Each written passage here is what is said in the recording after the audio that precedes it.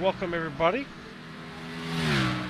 We are here at Richmond International Raceway for race 10 of the season finale of the High Octane Sim Series. Will, Yes, sir, Mike. This is the time to go. This is the time to shine. All the marbles are on the line tonight here in Richmond.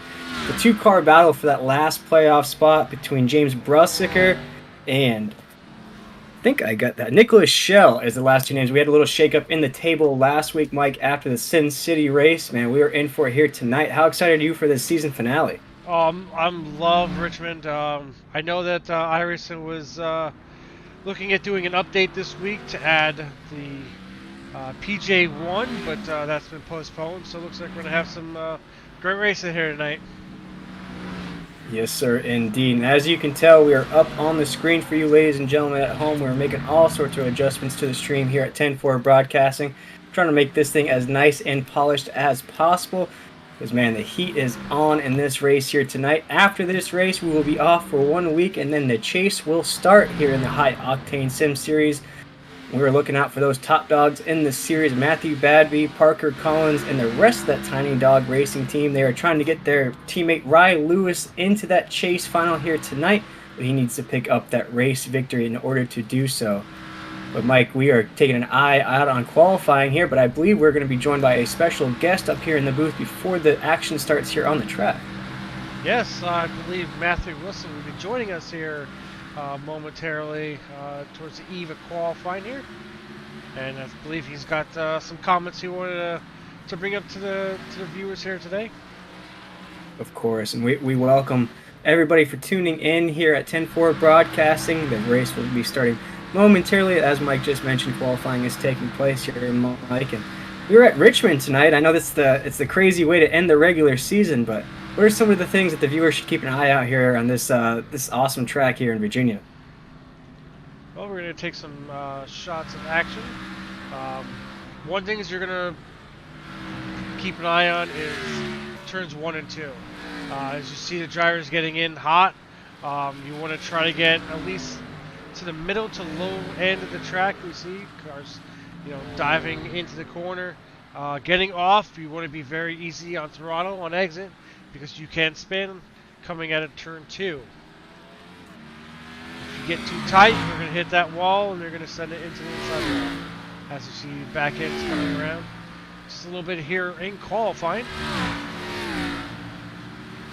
Yeah, Mike, and as you can see, a few of those favorite drivers of yours here in the High Octane Sim Series are a little unrecognizable in tonight's event. That's because we are throwing it back here tonight in the High Octane Sim Series. They are running tribute paint schemes to some of their favorite drivers back in some NASCAR history there. So keep an eye out on those paint schemes here on the track. Try to spot which tributes they are rocking. As you can see, there's a Tony Stewart tribute right there, that Home Depot machine. You're going to see a few of those in tonight's event. A few different throwback paint schemes for these drivers, throwing it back to some of their favorite drivers here in NASCAR history. I want to say that's almost like a throwback to Ryan Blaney, because he rocks that same gold with the red, but I know we can go a little bit further back on that one as well, Mike. But look at those rims. Nice gold rims on that 22 of Nick Alford. Yes, if you remember, that is a throwback to the Wood Brothers. Indeed. I'll never forget when Trevor Bayne won that Daytona 500 and fell back into his crew in victory lane. It was quite a win for the Wood Brothers there. And Trevor's actually back racing in the Nationwide Series. Yes, actually you got to look older, further back. If you remember, they posted a video that they're doing a throwback this year based off of, I believe, 88, 89.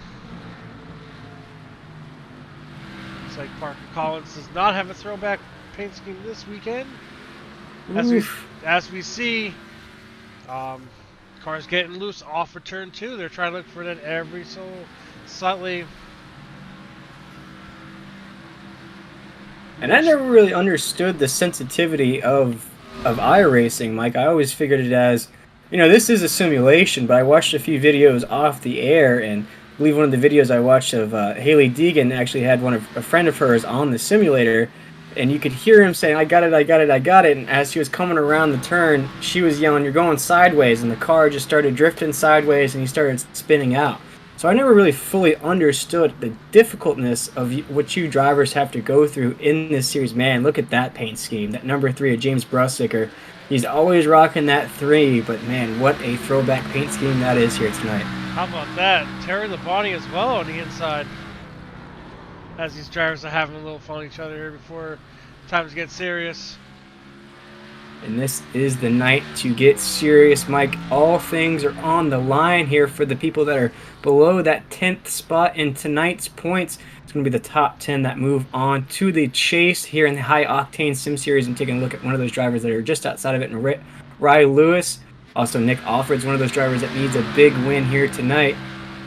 But the 2 drivers that are going to be battling for that last position with only 6 points between them is James Brussicker in that 3 and Nicholas Schelling. Those are the 2 guys that are going to be battling for that last spot. So keep an eye out on those 2 drivers here tonight. We had a big shakeup in the points table after last week's race with Riley Hoots sitting out that race. Couldn't get his PC launched in time. And that is Matthew Wilson. I believe it is time to bring Matthew up into the booth. Hey, Matthew, this is Mike and Will up here in the 10-4 broadcast booth. You got a copy? Yes, sir. Oh, man, it's awesome to have you back here in this series, and we want to have you go ahead and take the floor, and before this race, the green flag drops here, and floor is yours, man. I just want to tell everyone thank you on the broadcast side, the league side, and all the people watching. Like, the love and support that y'all have showed my family during this time, it is unmatched, and I graciously appreciate it. Like, it meant a lot to me, even though I pretty much cried during the whole race that week. Right. But, yeah, like, y'all went beyond what I thought. I thought it was going to be just a little something before the race, but y'all made it a big deal, and I appreciate it from the bottom of my heart. You guys are the best. Man, well, we appreciate it, and as we said, anything that we can do to help you and your family through this time, and that was basically the least we could do for you, man, and we're just glad to have you back here racing with us. I'm great. I'm glad to be back, and I'm going to let y'all in on a little secret tonight. I kind of messed up, so I will not be in a Chevy, so I will be running the 77 Eric Jones Sirius XM car, just because I kind of messed up when joining the lobby tonight. That's okay. There's always next race. Yeah, but I hope we can put on a show for you guys tonight. Of course, man. It's always a show from you drivers here in the High Octane Sim Series. And what's your thoughts on tonight's race and how you feel going into that break of for the playoffs heading? Tonight, I think I'm gonna struggle. Like, I hope not, but I feel like it's gonna be a struggle for a lot of us tonight, actually, because the track is just super tight tonight. Yeah, I'm the only way I'm gonna get into the playoffs is if I win tonight, which I highly doubt it's gonna happen. But but on that note, I appreciate whoever picked me last week to win. I thought I had a shot at it, but I kind of messed up during my pit strategy. I think that was you, Mike. I think you may have put the commentator's curse on him. Yeah, actually that was you. That was you, Will. Yeah. Either or. Awesome, man. Well, definitely check out. We're talking with Matthew Wilson here before tonight's broadcast. He is a driver of the 48, but you're gonna be rocking that 77 Sirius XM Toyota here tonight. Little switcheroo here in the regular season finale. And man, we appreciate you taking the time with us. But if you want to check out Matthew Wilson on Instagram and Twitter, we got his information right up on that bar right up there. Is that Juice the Moose TV? Yes, sir. Is that correct? There you go. Check him out on Instagram and Twitter. Man, we wish you nothing but good luck here tonight, man. And hopefully you can put that 77 in victory lane here tonight. All right. Appreciate y'all, guys. Hope y'all enjoy. Yes, sir. Thank you again. And we appreciate those kind words. And like we said up here in 10-4 Broadcasting, up here in the booth, anything we can do for you, at all, just let us know. And like I said, you're never alone in anything that you're going through, man. And we're always here to help in any way that we can. I appreciate it, you guys, and thank you again. Of course, man. Alrighty, man. Well, hopefully we talk to you soon here. Maybe pick up some stage victories or pick up the race victory, and we'll get you back racing here before this green flag drops. All right, appreciate you. Of course. That was Matthew Wilson. We appreciate him jumping up in the booth here with us. We appreciate those kind words, but Mike, it was the least we could do for him through that dark time, and I hope we helped him just a little bit through that troubling time that him and his family are going through right now. Yes, as we're getting ready to go green here, we'll give you some information if you wanted to donate and chip in just a little bit. But as we see, the pace truck is off, and we're getting ready to go green. Let's go green, green, green here in Richmond as Matthew Batterby's taking this green flag. Let's go racing, boys.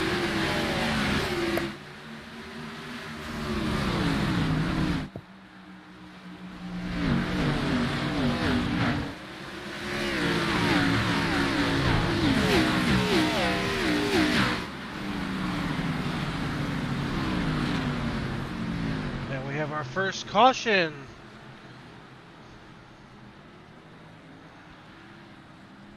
As we talked to Matthew about that, he said that the track is very, very tight, so we're going to queue up exactly what happened with Matthew. And that was a very quick caution here in the High Octane Sim Series, starting off this regular season finale in Throwback Week, race 10 here at Richmond. Check it out here. See exactly what happened. It's on the exit as we saw in practice and qualifying. And that is Matthew Wilson in that 77. So we may have put that commentator's curse on him just to start the race off there, Mike. Yes, as we talked about, a lot of the keys is at turn 2, you want to make sure you're not on the throttle way too soon. As we've seen, the 77, well, actually the 48 got back on the throttle too early and ended up spinning. Looks like he doesn't have much damage, but I believe he'll come down pit road, check to see what kind of damage he's got, and get that fixed. He'll be back out there and hopefully getting a W tonight. Of course, Mike, and that gives us an opportunity to go ahead and mention that GoFundMe page for Matthew and his family. If you want more information on how to donate for that cause, definitely go check out High Octane Sim Series on Facebook or on Discord, or you can find information about the GoFundMe page on our Facebook as well at 10-4 Broadcasting on Facebook. Go ahead and post some more information about that as well if you want to help out Matthew Wilson in this troubling time. Unfortunately, lost his mom I think we're going on about 2 weeks ago, Mike. But anything that you want to do, maybe send him a message, maybe reach out to him, anything that you think that may help him through this troubling time, we invite you to do that. Definitely go jump over to High Octane Sim Series on Facebook or 10-4 Broadcasting. We'll have all that information posted for you. If you would like to donate anything to that GoFundMe page, we invite you to do so here tonight. But as you see, Matthew's going to be rocking a different car and a different number here tonight. But he's got a lot of work to do, Mike, to put that thing into the chase, especially after spinning out here on the first lap. But anything is possible here in tonight's race. Shout out to Kevin Garnett. We got stage 1 is going to be 50 laps here tonight. Stage 2 is going to be 100. The boys are going to have 7 sets of tires in tonight's race at Richmond. Fuel window is going to be looking at around 68 laps, so they'll be able to get through that first stage no problem. Maybe, depending on if we have some more cautions here, Mike. But as I mentioned to start this broadcast, it's going to be a 2-car battle for that last spot in the playoffs between James Brussiker and Nicholas Schelling. Those two guys are battling for that last position before the green flag drops here. We want to take a look at the real weather settings here. These are live weather settings for Richmond, Virginia. And it's going to be an awesome race, clear and ready to race here tonight. And here we go, boys. Green, green, green. Let's start off again.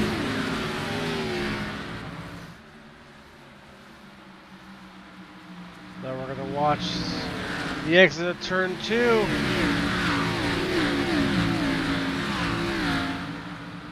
Looks like we got turn 2 out of the way.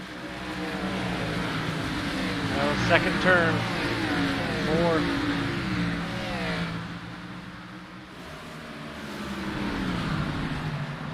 Well, Matthew Batby leading the way, Mike. Rocking that inside lane. Going to go inside, outside to exit. Going to dip right back down into that yellow line, almost like a modified race. He's got Riley Hoots in that 24 right behind him. Talman in that 23. Riley Hoots took a big drop in the points last week, unfortunately, because his computer wouldn't launch. Did drop down to about the middle of the table, but he is securely locked in to the playoffs, foregoing a crash within the first 10 laps here. Mike, he is locked in. Taking a look at one of those guys right on the outside looking in. That's James Brussicker in that 3. Really struggled at the road course at Daytona.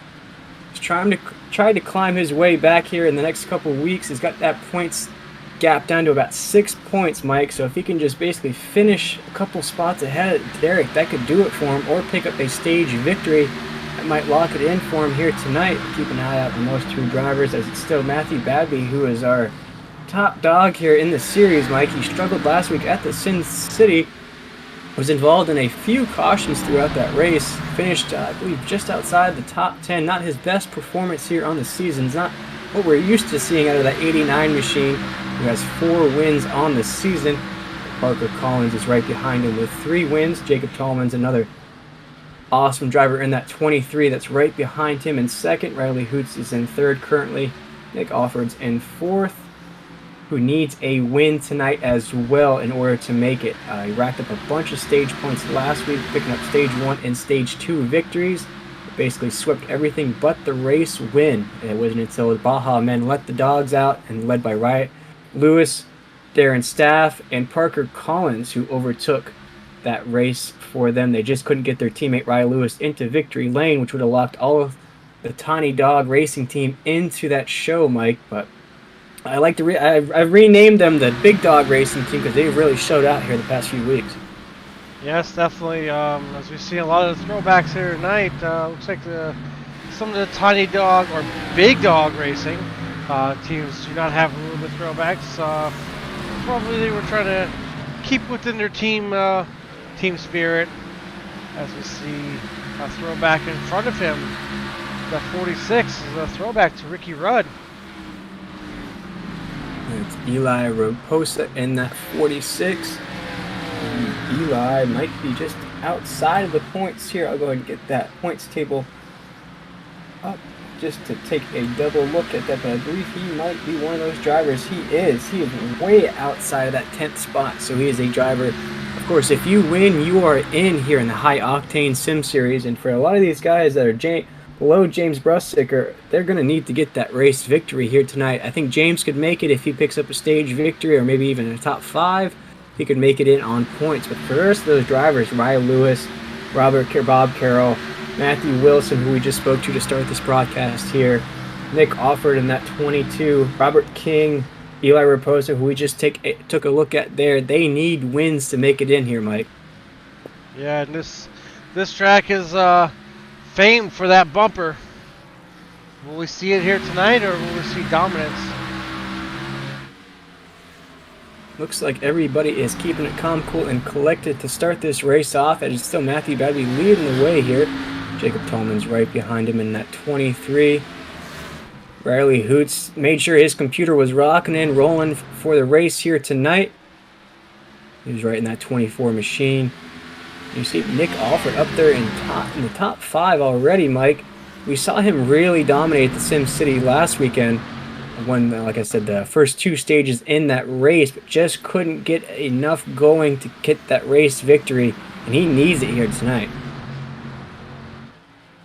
Yes, definitely. You know, how the one question is, how tempted is he to push the bumper and use the bumper? Is he going to be aggressive trying to get that W, or is he going to try his hardest without using the bumper? As we do have another caution on track. And speaking of aggression, Mike, the boys really need to get aggressive here tonight. There's nothing left on the line but tonight's race. For a lot of these drivers that are locked in, it might be just a chance to get those tires warm a little bit, get some practice on the sim, as we're taking a look at what exactly happened there. That's another exit there, Mike, on the 8.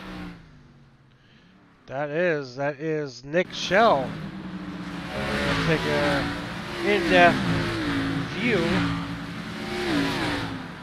And Mike, that is one of those drivers that is battling for that last spot in the points. So that could bear very good news for James Brosiker in that 3.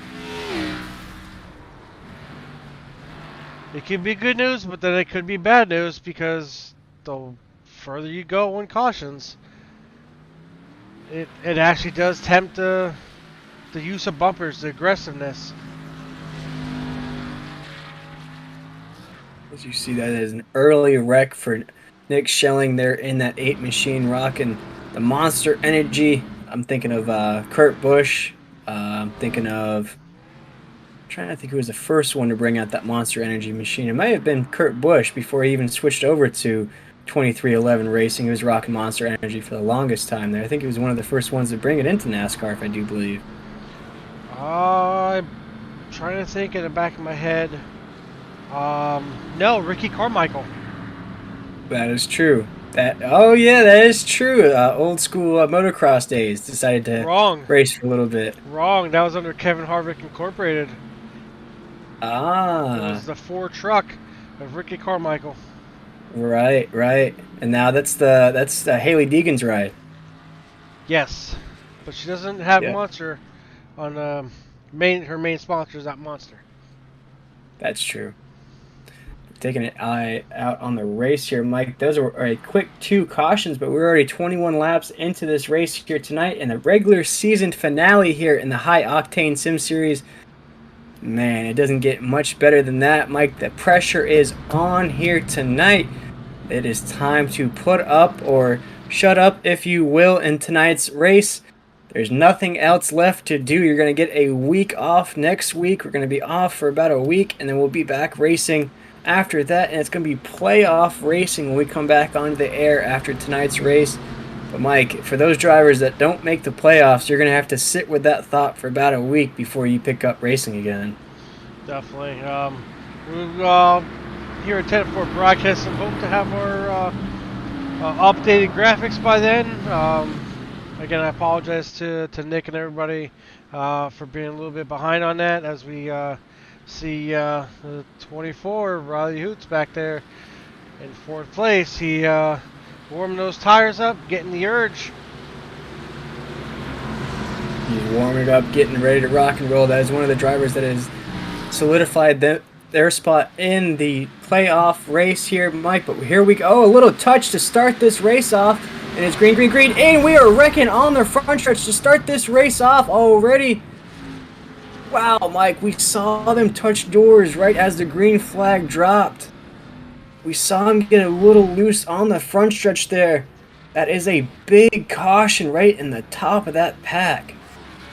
Looks like he spun his tires on the start. We're going to go back and take a full look at that. Wow, and that's Jacob Tallman in that 23, bang doors with Matthew Vadby in that 89. And got a push from Parker Collins in that 54. Man, take a look at this replay. Oh, man. I see David Medina get a little side swap there. And was that Rye Lewis in the 20 that got collected as well? Man, not a good start, Mike. Maybe we can revert that just a little bit. There we go. Take a look at Parker Collins in that 54. Gave him a little bump in the back there. See the 23. See Rye Lewis. Oh, man. He tried to escape it so close. That was insane. Man, that's what a start to this race. That's what you call the aggressiveness. The eager to get up front. I can't tell if he spun the tires or maybe he was already starting to get loose on the restart, because you saw him kind of make contact with the 89, and then once he tried to get the thing straight, Parker Collins was already on that back bumper. Man, What's going to go what on a board, restart. and we can tell by his RPMs. Yeah, looks see, like he he spun the tires. Man, not a good way to to start this race, Mike. And we're not even halfway through stage 1 here in the High Octane Sim Series. Folks, we just want to say don't try this at home. Man, and Rye Lewis. That was a 23's on board. Man, Mike. And for people that are unfamiliar with iRacing, because you know it's how it's caused in real racing, but how is that caused on the simulator? You just don't get on the pedal fast enough, or you're not ready for the restart? It's more of like you're stepping on the gas and the back end starts spinning. It's almost like if you're in a street car, you're at a stoplight and you're right back onto your gas. You don't give those tires a little bit of chance to heat up. Man, not good. That was not a good restart at all. We're going to re-rack them and ready to start this thing again, ladies and gentlemen. We have 3 cautions already here in the regular season finale here, and this is race 10 here at Richmond. We knew things were going to get dicey because there is a lot on the line here in tonight's event. There's 1 playoff spot basically on the line here tonight. That's for that 10th spot. It could be either James Brussiker, Nicholas Schelling, who are 9 and 10, or if you win, you are in for any drivers that have not won a race here tonight or is outside of that top 10 in the points. We have a lot of fans in the chat already. Tiny Dog Racing is shouting out their teammates with the 2023. You saw the 23 just getting a little bit of trouble there on the restart. The 45 and the 54. We have a James Brussiker fan in the chat as well. A Paul B1237 says, go get in the playoffs, James. And he's looking like he might do that here tonight, Mike. He's up in the top 10. We just saw the guy he's racing for that last position get caught up there in the 8 of Nicholas Schelling. We also have some fans that are reacting to that restart, Mike, and basically saying the same things we're saying up here in the 10-4 broadcasting booth. And just, wow. That was a crazy restart for sure. It is. These drivers, they're showing the aggressiveness early on. You gotta take it easy. His tires are still not built up, especially from being under the caution. As your green flag won again, as the 89 of Matthew gets a big jump on the start. Really big, Mike. That was a rocket restart there for Matthew Badby in that 89. No spinning of the tires from that 89 machine as he's going to dig down into 3 and 4. Riley Hoots in the 24 is right behind him. That's Darren Staff in that blacked out red and black machine right behind them as well. That is a throwback to Joey Logano's rookie car. If you remember, he made an appearance at Richmond in the Cup Series, but he failed to qualify because of the weather. And it was the 02. That is quite the throwback, Mike. For people unfamiliar with the NASCAR history, that is quite a throwback right there. I wouldn't have spotted the red and black Joey Logano machine if you... Wow, that is... I'm used to seeing the bright yellow Home Depot there. I didn't even know that, Mike. You're teaching me things up here in the 10-4 broadcasting with as we see more contact there. That's Parker Collins in that 54. Just got sent into the wall. But Parker is racing with a relaxed and zen mind here tonight, knowing he's got 3 victories on this season. He has locked himself basically almost the top of the table. He is right below Matthew Badby, who has 4 wins on the season. So him and Parker are going to cruise into the playoffs with 1-2. There is a chance at a regular season champion here. Taking a look at the points. Taking a look at the points, actually, Mike. There are a few names. Alan Bledsoe looks like he might be that 4th car just outside of those cars that are automatically qualified in there. These are the drivers that have no wins on the season, but are locked into the playoffs so far here, Mike. Taking a look back at the action here on the track. A few battles ensuing here in the middle of the pack, Mike.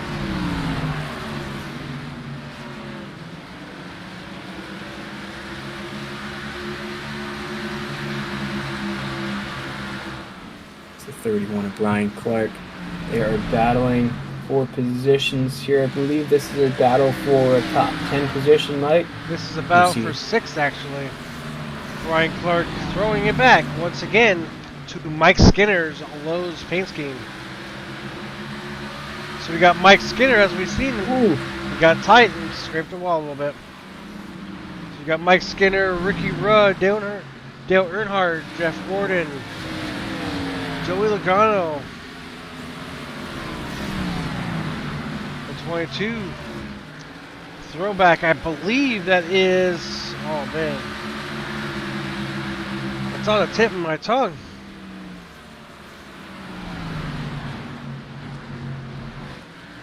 I do want to give a special shout out as we got a little bit of a lull on the action here. As you see the 23 of Jacob Tallman digging on the inside of Nick Alford there, but he's a lap down trying to get that lap back. He's trying to get that lap back the hard way, Mike.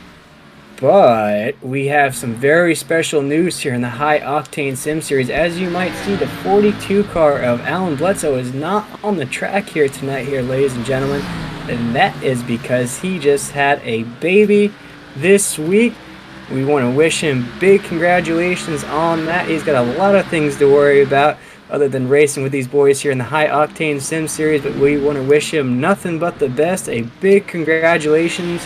Man, you're going to have a blast with that new little one, Mike. And I don't have any kids myself yet, but I can only imagine that was just a magical and special day for Alan in that 42 machine, and we want to wish him a big congratulations. And man, what a week it has been for him so far. Yes, most definitely. You know, that 42 not being on track, yeah, I think we're going to see a Juan Papa Montoya throwback, or maybe Casey Mears throwback paint scheme, or Jay McMurray throwback. But I believe that 42 is going to be eager to win when he comes back. How about that? A baby and a win all in the same year? That's got to be a win altogether. Yes, sir. And he finished second at Las Vegas last week, so I'm sure he is ready to rocking and rolling for those playoffs. They're going to start in 2 weeks. But we got news that the baby and the wife are all good to go. So big congratulations again for us, from us here in the 10-4 broadcasting booth. You're going to have an awesome time here the next 2 weeks. And we hope to see you back here in the High Octane Sim Series racing in those playoffs. And Alan, have a blast, man. Big congratulations.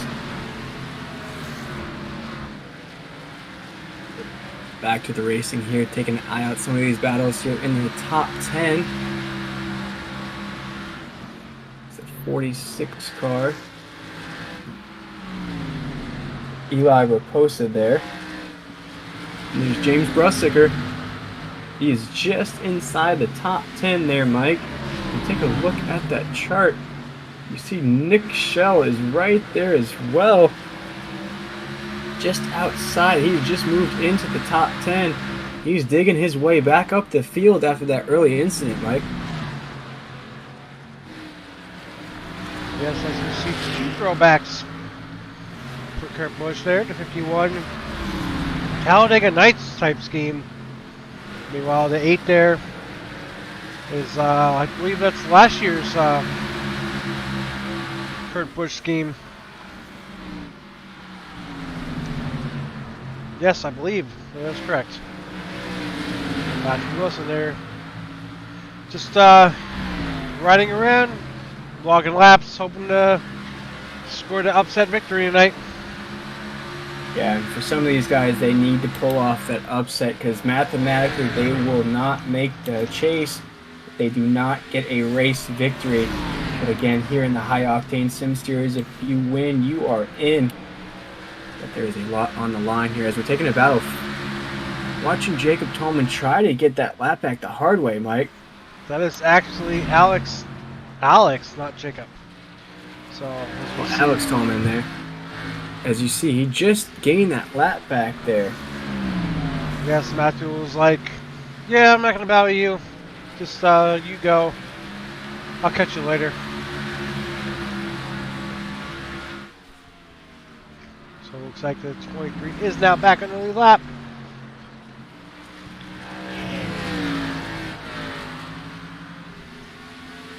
As we do have a caution.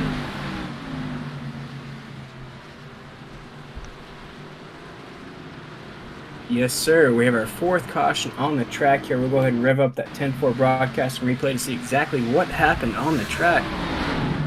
Oh, man. See that 51 of Kelly Thomas get tangled up with Nick Schelling there. Nick Schell. Man, it's always in the corners, Mike. Yes, it's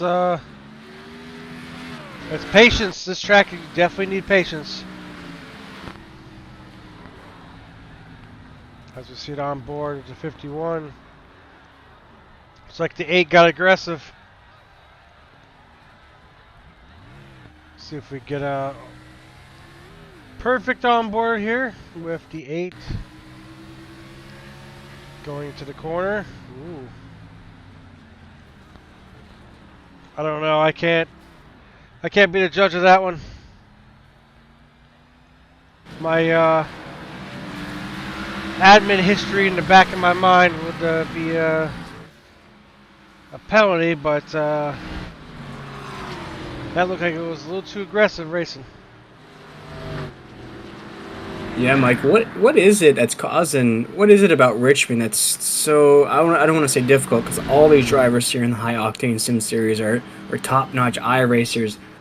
What makes this track so difficult for these drivers here? Is it just the speed of the corners? Because we're seeing a lot of exits on the corners where the drivers are getting a little sideways. You're seeing a little bumps and runs going into the corners as well. What is it about this track that just makes it so difficult? It's a short track. That is one of the main things that we see, especially with tracks like Martinsville and Bristol. It's patience. Drivers are just not patient enough. I mean, we see in our Sunday Night League, we got the modifieds there, and they run, short tracks every week. And here, we're running a short track as well. It's just patience. You gotta have the patience in this type of track.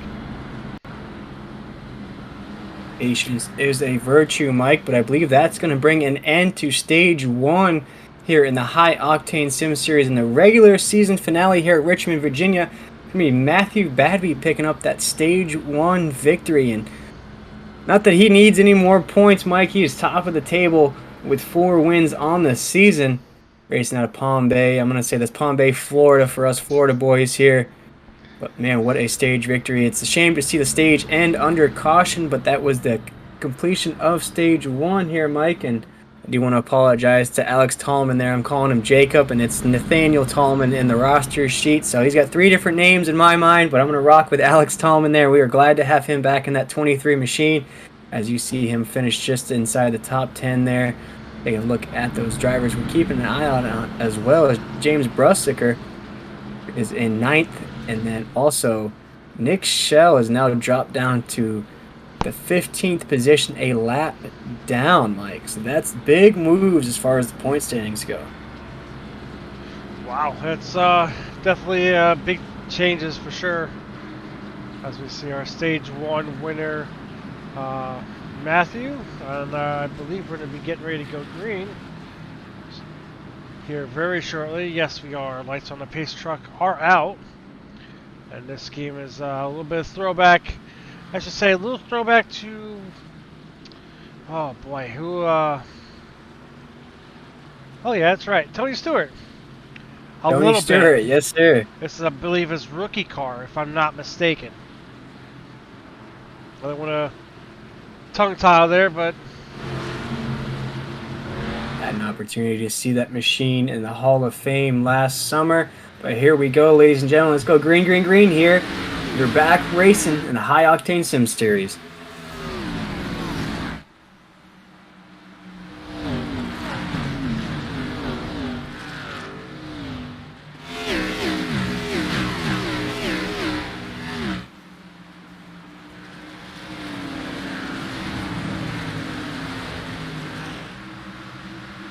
Matthew Badby starting to pull away here, ladies and gentlemen. He's pulling away, getting that awesome rocket restart there, taking an eye out on the rest of the pack here as they're digging down into one, heading down that backstretch there.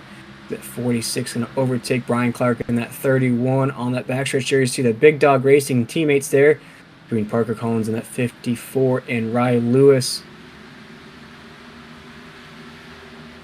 trying to dig their way up there to try to put that 20 into victory lane to lock all those big dog racing machines into victory lane. But they're coming up on that 23 of Alex Tallman there right on the front stretch. There we go, digging down into 3. Eli Raposa, we're going to take a ride on with him to see this battle ensuing in front of him as they're going to cross that line here in lap 58 here in the regular season finale. The High Octane Sim Series. This is all the Marlboros are on the line here. If you win, you are locked in. But for those drivers outside of the top 10 in points, if you win, you can leapfrog your way into the playoffs. Taking a onboard ride here with Eli Raposa. And again, these onboard cameras are brought to you by 10-4 Broadcasting. He's racing out of Westport, Massachusetts there.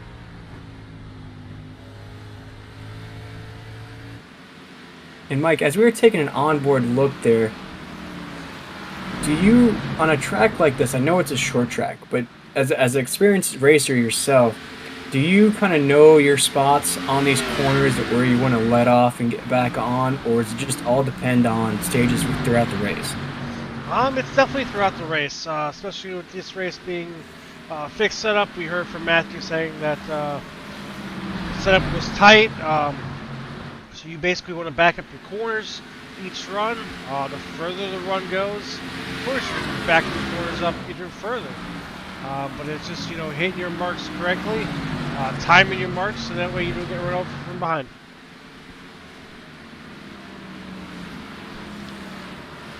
You see a battle ensuing here. Parker Collins is going to overtake there, but you see Riley Lewis, his teammate, is tailing just behind them as they're trying to get it around Funky Cold Medina in that 9. Again, they're trying to push that 20 machine into victory lane as Darren Staff is locked in as well as Parker Collins in that 54. As you see Parker just get that wall, just a little love tap heading down into the corner.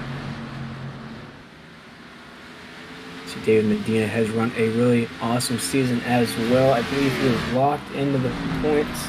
Again, look back at this point standings and doing that throughout this broadcast just to give an update to you, ladies and gentlemen, of what is all on the line for these drivers here tonight. And David Medina is actually hanging on to that 9th spot in the standings, Mike. So if he keeps that thing clean, he can definitely lock his way into the Chase playoffs. But everything is on the line for James Brussicker and Nick Schell. But now Nick Schell is a few laps down according to my grid here, Mike. He is 1 lap down so far right now. Yes, which is great news for James. And the 48 are both. All 3 of them are 1 laps down.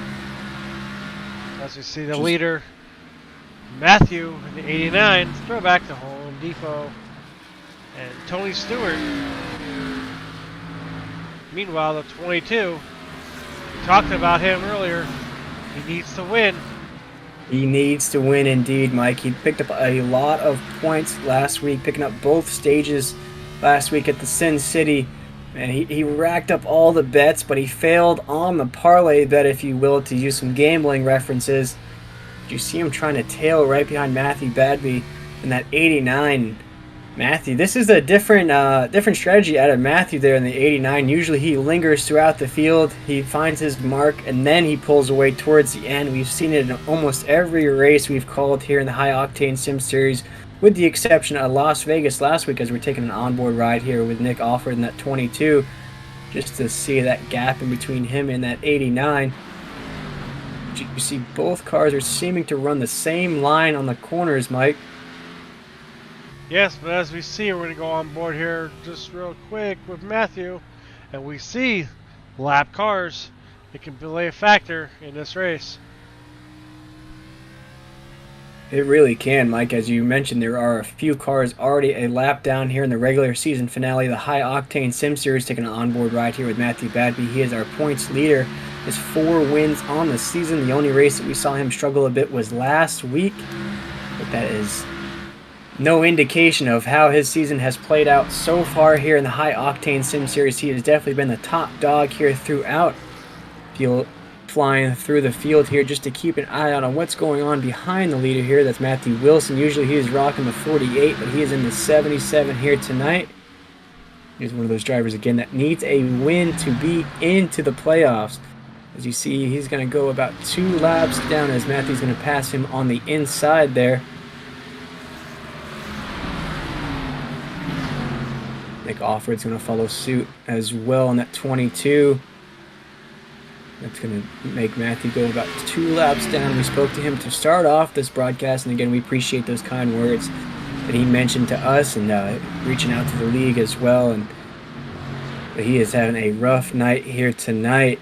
He mentioned it to us on the broadcast, Mike. This is not his favorite track, and he almost predicted that he might struggle just a little bit here tonight. Oh, definitely. He said that how the setup was tight. We saw the opening lap, he spun it just a little bit out of turn 2 and scraped the wall, and then just wrong place, wrong time. I think that Toyota is a little bit of bad luck this evening. The only person that I've seen be able to tame a Toyota is Kyle Busch. Other than that, there hasn't been much success. Other than Martin Truex, I got to remember that as well. Hasn't been much success out of the Toyotas. You see, to keep an eye on the rest of the field here. That is Darren Staff. As Mike mentioned, that is Joey Logano's throwback rookie car there. Usually rocking a Tiny Dog, or let's say Big Dog Racing team paint scheme there, as the rest of the field is going around Matthew there in that 77. You see Ryan Lewis come into the picture there in that 20. As they're going down into the corner here, Parker Collins in that 54. And again, Mike, that Big Dog Racing team now has 3 cars inside the top 10 here in the regular season finale of the High Octane Sim Series here at Richmond. But they really want to put Ryan Lewis in that 20 machine into victory lane to lock all of their cars into the playoffs. You see Alex Tolman's another one up there, racing that 23, racing out of Tiny Dog or Big Dog Racing, whichever one you want to refer them to. I'm calling them Big Dogs because they have dominated the last few weeks here in the High Octane Sim Series. He's just outside of the rest of the field there, but he is just a ways back, Mike. A little bit of gap between him and Nick in that 22. Definitely. We saw 23 on the one restart, spin his tires, and he collected from behind. But guess what? He's back in the top 3. Yeah, he is racing his way back up there. Unfortunately, he had a little mishap on that restart. Took out some of those guys. We know the chat went crazy when that happened because that was a wild restart here in the High Octane Sim Series. We're keeping an eye on Matthew Badby, just racing calm, cool, and collected up there. As we mentioned, he doesn't really have much on the line here tonight. He has solidified himself at the top of the table. This is just another day at the track for him, Mike. If you're seeing any battle ensuing now. Actually, 22 gets around 51 of Kelly Thomas, which is now gone a lap down. Yeah, Mike, you're seeing a lot of speed out of the leaders here. We're taking an eye out on the rest of the field here, see what's taking place. As you see a few more cars going to go by Matthew Wilson in that 77. That's James Brussicker in that 3. Rockin', I'm going to go ahead and say that's my most favorite paint scheme of the race here tonight. Yes, that's a throwback to Dale Earnhardt. And of course you got the 31 and Mike Skinner right there, so 2 teammates you could say with the RCR stable. You see them dig down into the corner there. James Brussicker is racing quite a race here tonight, just inside that top 10. You see him and Brian Clark are battling it out for that top 10 position. But if this race plays out the way it's going so far for James, he might be in the playoffs, depending on how this race plays out. If he can keep that machine clean, finish inside the top 10, mathematically he might do it, Mike.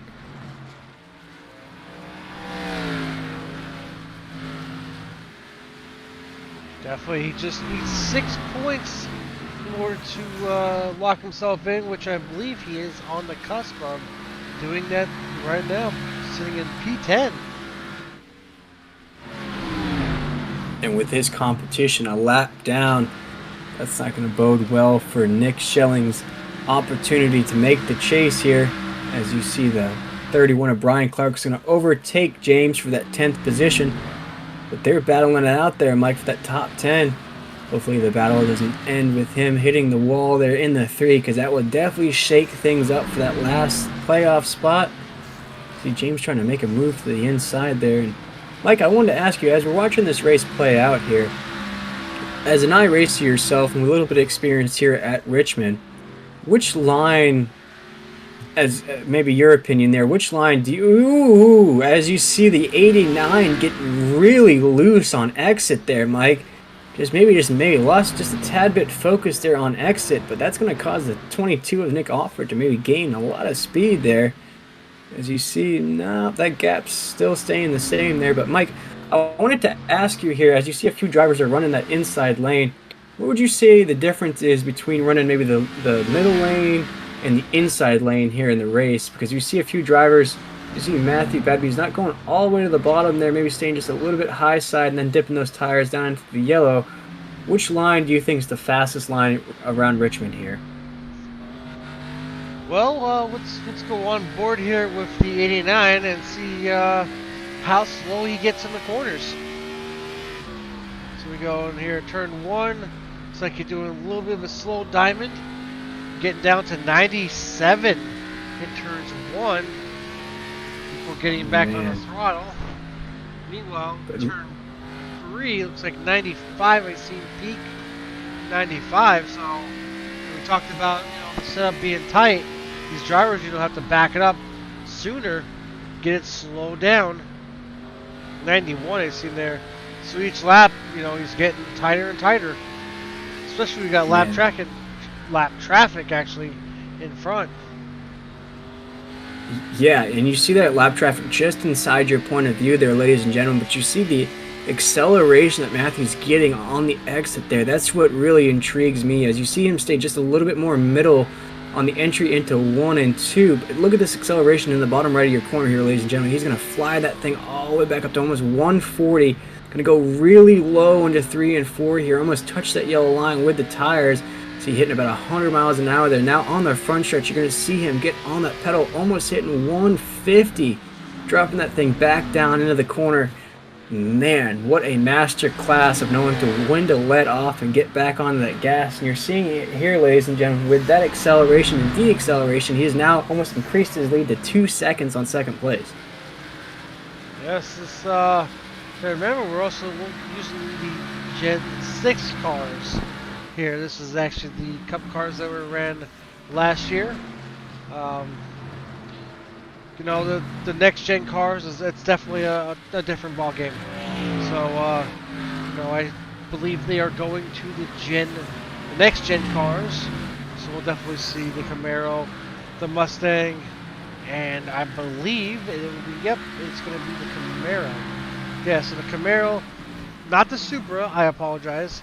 The Camry for Toyota, and Ford will be, I believe, the Mustang. So that's something we'll be looking forward to for next season. As we've seen, the 45 just get a little bit too loose. He got back on the throttle way too early. And then as you're going in the corners, you're also burning a lot of fuel. So that's definitely plays a factor as far as the back end weight. So less fuel, the back end's going to be up in air more. So you want to be very careful getting back on throttle. Talking about fuel here, when I spoke to Race Control to start this race off here in the regular season finale here in the High Octane Sim Series live on 10-4 Broadcasting, they mentioned to me there was about a 68 lap fuel window. As you see, a caution flag is out here. Big caution, I believe, here. We're going to go to our 10-4 broadcast and replay. Rev that baby up for you, for the folks at home, to see what exactly happened on the track. As Mike just mentioned, there was a big caution somewhere on the track. We'll get that revved up for you to see exactly what played out, what we may have missed on the telecast there. And again, it was Matthew Wilson. I think that Toyota is giving him bad luck as he locks it up. Man. And oh no! Collects a couple cars. Oh man! And I believe that was a 23. Yes, it was. Alex Tallman there. Man. But I believe that Eric Jones paint scheme is a little bad luck this week. But good news for Alex in that 23. He is one of those drivers that are locked into the playoffs already.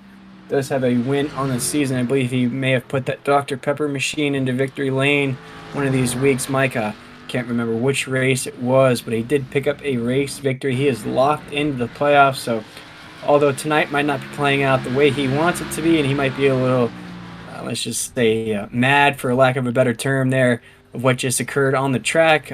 Good news for him. He is locked into the playoffs. So, no worries there. As you see, the 77 just getting really loose. He looks like me racing on iRacing, Mike. Well, I believe you should have your subscription by now. So, actually, we might have a little 101 next week. Getting set up for our championship race number 1. Oh, man, Mike. I think the last NASCAR game I may have played, I was speaking with one of our producers the other day. I think it may have been the NASCAR Thunder game from EA Sports. So, me getting on the simulator is going to be just like what Matthew looked like there on the front stretch there. A little sideways, a little crazy there. Just park that thing right in the middle of the track, if you will.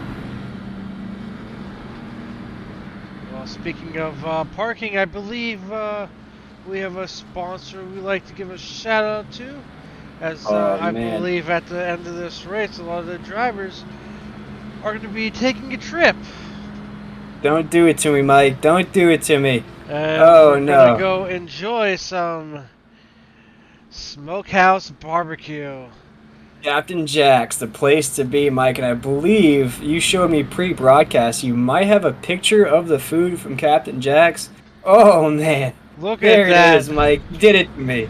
Oh, man. Look at that. I swear, if we had smell-o-vision and taste-o-vision for you folks at home, this would... Oh, man, Mike. You showed it to me pre-broadcast, and it made me hungry then. It's making me even hungrier now. Look at all of that wonderfulness on that tray, Mike. You got ribs, you got sausage, you got baked beans, you got mashed potatoes, bread. I mean, you got pulled pork on that thing, too. Oh, man, you got a little beer over there in the corner to wash it down. And, of course, you got to rock with your sauce as well. Oh, man, if you don't know about Captain Jack Smokehouse there in Amelia Island, go check them out on Facebook.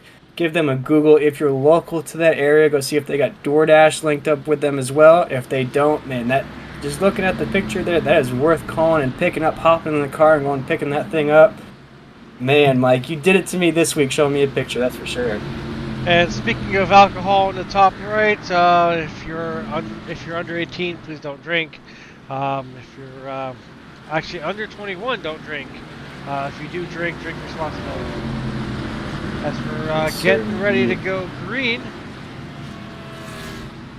Here we go, ladies and gentlemen. We're back to go green flag racing here in the regular season finale of High Octane Sim Series. As you see, the 89 is getting a big jump again on that restart. There goes Darren Staff on the inside. Great restart out of the 45 there as he almost made a pass for the lead there heading down the backstretch. He's right on the back bumper of that 89, Mike. It looks like he may have found his speed here on the track, but that's what you want to do. You want to keep that 89 in your sights. You don't want to let Matthew get a big jump on the field because he will dominate. He will find his lines and he will pull away from the rest of the field. We've seen it in multiple races this season. Oh no! As you see, Darren get a little loose on the exit there. You see Nick Alfred is now on the back bumper of Darren there. He's going to try to make a pass to overtake for second. And we have another caution on the track.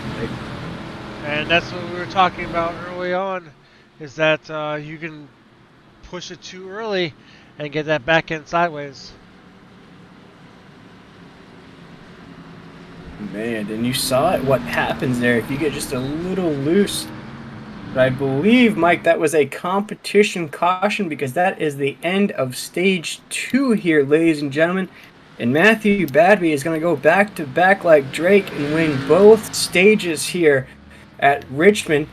Going to have a 100-lap shootout to the end. But, man, Matthew Badby is just padding up that lead, Mike. He's got more points in the point standings than the Florida Panthers do in the Eastern Division in hockey right now. I mean, man, he is racking it up. We'll see if we can't get that big dog into the booth here. Now he's won back-to-back like Drake here. at Richmond. Man, what a way to start the first half of this race off, Mike. He has shown how the folks at home how to race Richmond. We haven't seen him get in any kind of trouble. We haven't seen him really get loose at all. Maybe just a little wobble here and there, but man, he's just hitting those lines and just doing his thing here tonight.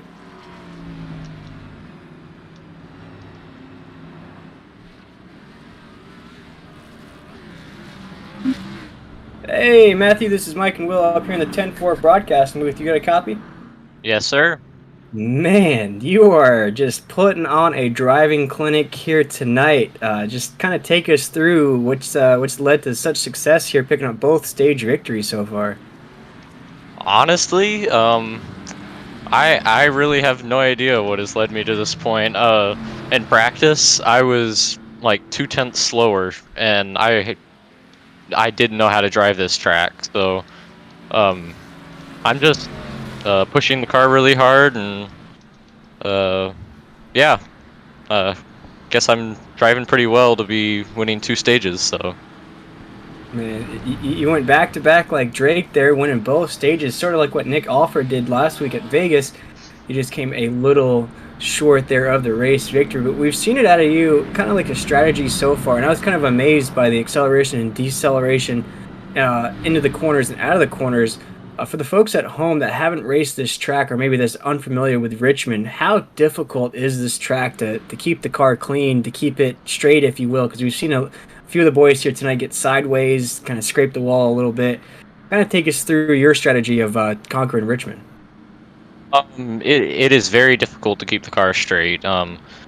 I really am keeping like 25% throttle exiting and then straight on 100%. Right as I get the car straight out of the or on the backstretch. So yeah, it is really hard to keep this car in one piece around here. So yeah, just happy to have it in one piece and won 2 stages. We also noticed you're doing a throwback this week. Who you throwing back to? I believe it's Tony Stewart, if I'm not mistaken. It is actually Matt Kenseth. It was a Matt Kenseth throwback. So yeah. Oh wow, got us both off. You boys are really pulling out the stops here tonight. I think Darren Staff's rocking a throwback to Joey Logano's rookie car. So it's quite the throwbacks here tonight, Matt. But I wanted to ask you. I think with those 2 stage victories, you might have wrapped up the regular season championship. I don't want to put the commentator's curse on you just yet, but do you feel any extra pressure with those guys behind you that haven't got a race victory, that need a race victory to advance into the playoffs? You feeling any pressure from those boys here tonight? No, not really. I'm just driving my race and just having fun out here and trying not to put pressure on myself, but yeah. That's what it's all about, man. Before we let you get back racing here, as we see the pace lights are off of that pace truck, we do want to give you guys, as we always like to do here at 10-4 Broadcasting, a chance to shout out anybody you might have watching or any sponsors you got on the side of that car. My family and Home Depot on the car. Yeah. All right, we're gonna pull you down with your team, and then we're just getting ready to go racing here.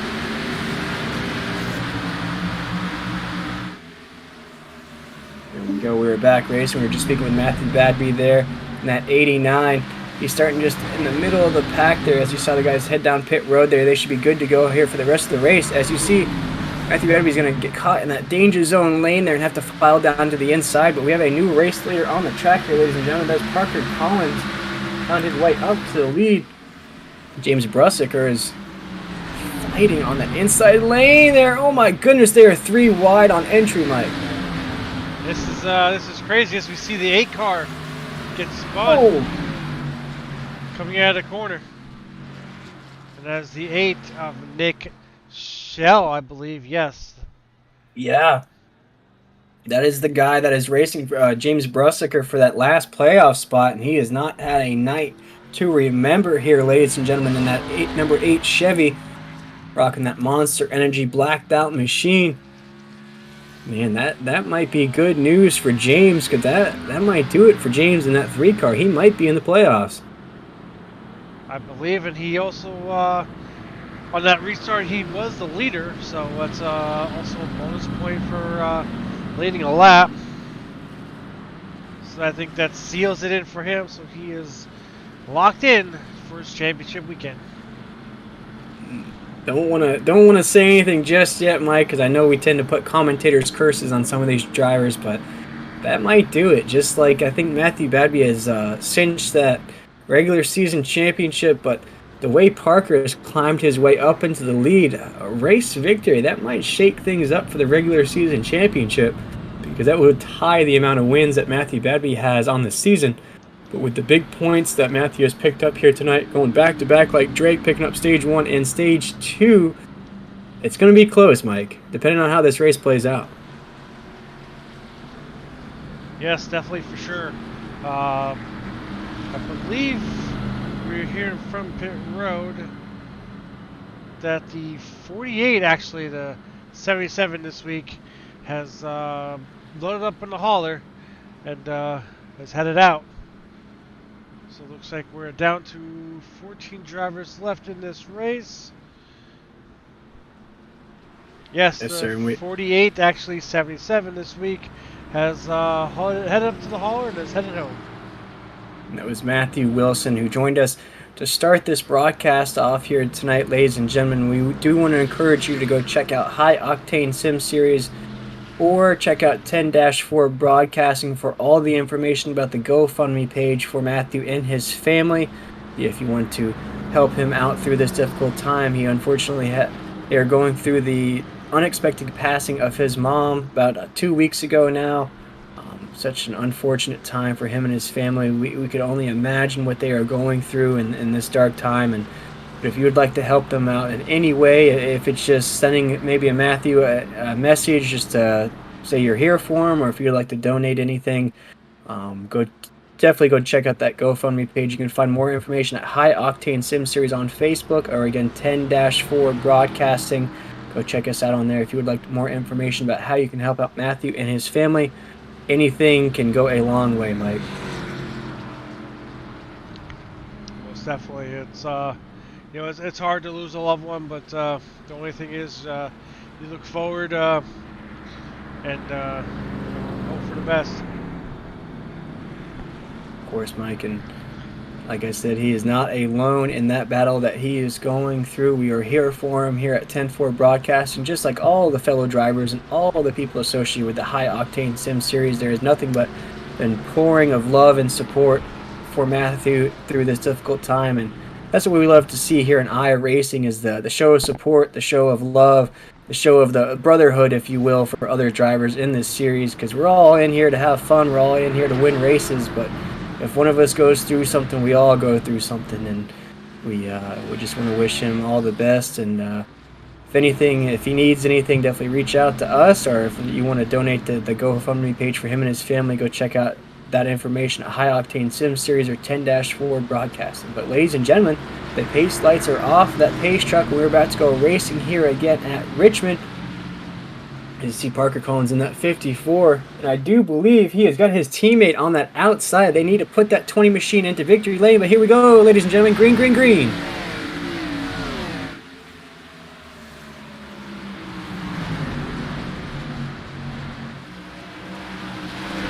Side by side. Teammates, I believe that's all teammates right there. See, Riley Lewis is going to file into second, staying a little bit above that yellow line there. Darren Stafford's in 45. Parker Collins is leading this race. Riley Hoots is on the outside in that 24. Matthew Badby has climbed his way back up there in the 89. Just see Parker Collins is now pulling away with that race lead there. Wonder if there's going to be any strategy into play to try to put that 20 into victory lane. Push their teammate across, but he's going to have a lot of competition behind him. You see Riley Hoots is trying to climb his way up there in that Jeff Gordon throwback paint scheme.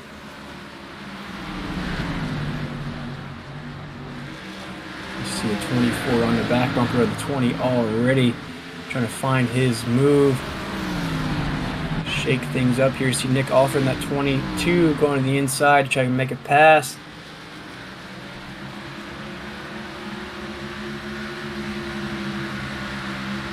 Look at the 46 here. As you see Nick Alford right outside of your point of view there. It's on the outside. Darren Staff there battling for the top 5 position. But Nick is one of those cars that has to go cross that finish line first to have a chance at making the playoffs. As he's trying to dig his way up there, he's going to go to the inside again here on the corner here, ladies and gentlemen. Trying to dig his way past there. As you see, Matthew Badby in the 89 is just in front of him. As they are side by side. You see Nick's really trying to dig as low as he can on that corner. These camera angles are brought to you by 10-4 Broadcasting. We have a caution on the track, ladies and gentlemen. This is our 9th caution, or 8th caution of the race so far, Mike. Not as many cautions as we usually have, but man, when things start getting hot and heavy on the track, boys start to spin out, and that's the 5 car of Robert King. I believe he is the one that brought out our caution. Check out our replay. Rev up that 10-4 Broadcasting for you folks at home. Replay for you. Ooh, man. We talked about it getting just back on the throttle way too soon. Yeah, got absolutely sideways there. And we saw Alex Tolman, that 23, barely avoided that as he went streaming by. We got Robert's information up on the screen here. I believe this is only his 3rd or 4th race with us here at the High Octane Sim Series. He's trying to fight his way through this regular season. As you see, Riley Lewis is heading down pit road. Brian Clark in that 31. 51 of Kelly Thomas. 46 of Eli Raposa. And Mike, this might be it for pit stops, depending on what we see here towards the end. You might have one more set of green flag pit stops if my math is correct. I believe it's going to debate on if we have another caution or not. And, I definitely think there's going to be another caution for sure, Mike. But how are the tire wear in these tires? So that's one thing we want to also take a factor in. Just because we think, Matthew said at the start of the race that this setup was definitely, the setup was very tight. So the tightness of the setup, the aggressiveness of these drivers. I don't know how much tire wear they're actually using to make a factor in. Basically, to be aggressive, and the tire wear goes down too much, to where all these cautions, it's you really pit. There's new tires versus old tires. We'll see towards the end of the race. I think maybe 1-2 more pit stops. Maybe. I can't give you a 100% factor in that decision, but I do think maybe 1 or 2 more pit stops. Maybe no more fuel towards the end of the race, but I think tires is going to could be a factor here. Yeah, definitely, Mike. I'm keeping an eye on that as well. You're seeing Parker Collins and Riley Hoots are battling up there, and Riley took a big hit in the points after last week as his PC crashed on him right before he was trying to join the server.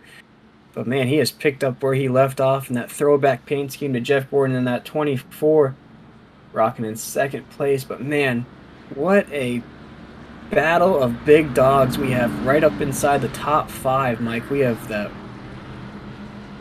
big dogs of this series here in the High Octane Sim Series. We got Parker Collins in P1, Riley Hoots in P2, Matthew Badby, who is our 4-time winner here in the High Octane Sim Series. He is up there in P3.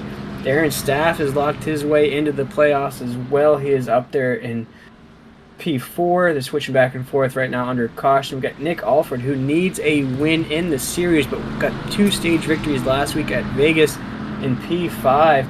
And you got Funky Cold Medina in P6. James Brussicker, who is, I'd say, about locked his way into the playoffs now, ladies and gentlemen. He is in P7. Ryan Lewis, who needs a win to get in, to lock all those cars, the big dog racing cars, into the playoffs. He needs a win to get in, is in P8. Brian Clark, who we've seen a few times throughout tonight's broadcast in that 31, is in P9. And then Kelly Thomas in that 51 is going to round out your top 10. But let's go back racing here. Green, green, green at Richmond.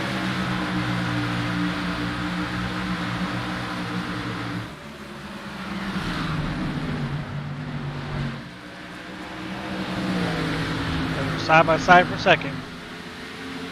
24 Riley Hoots and the 45 of Darren. And the 89 Matthew right there trying to lick his chops.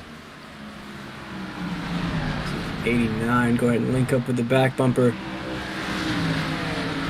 of the 24. He's trying to find that inside lane with that 24. Stay glued to that back bumper. We're taking an onboard ride here with Matthew Badby. As he gets a little loose, we see those hands go crazy on the steering wheel. These onboard cameras are brought to you by 10-4 Broadcasting.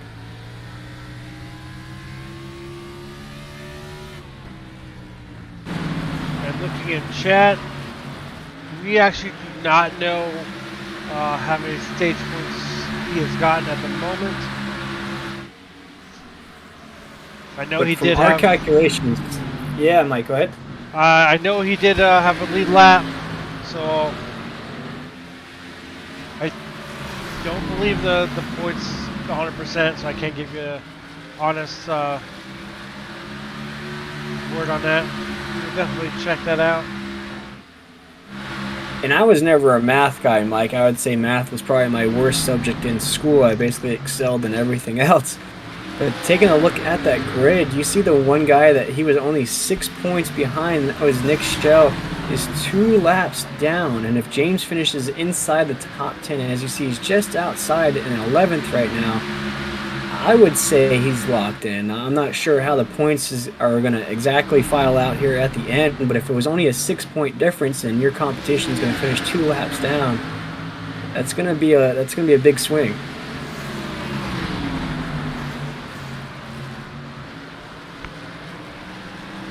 Oh, as you see some action just outside of the point of view there in the camera, we saw another car go at exactly a 90-degree angle there, exiting the corner. And that's going to bring out our 9th caution of the night, I do believe, Mike.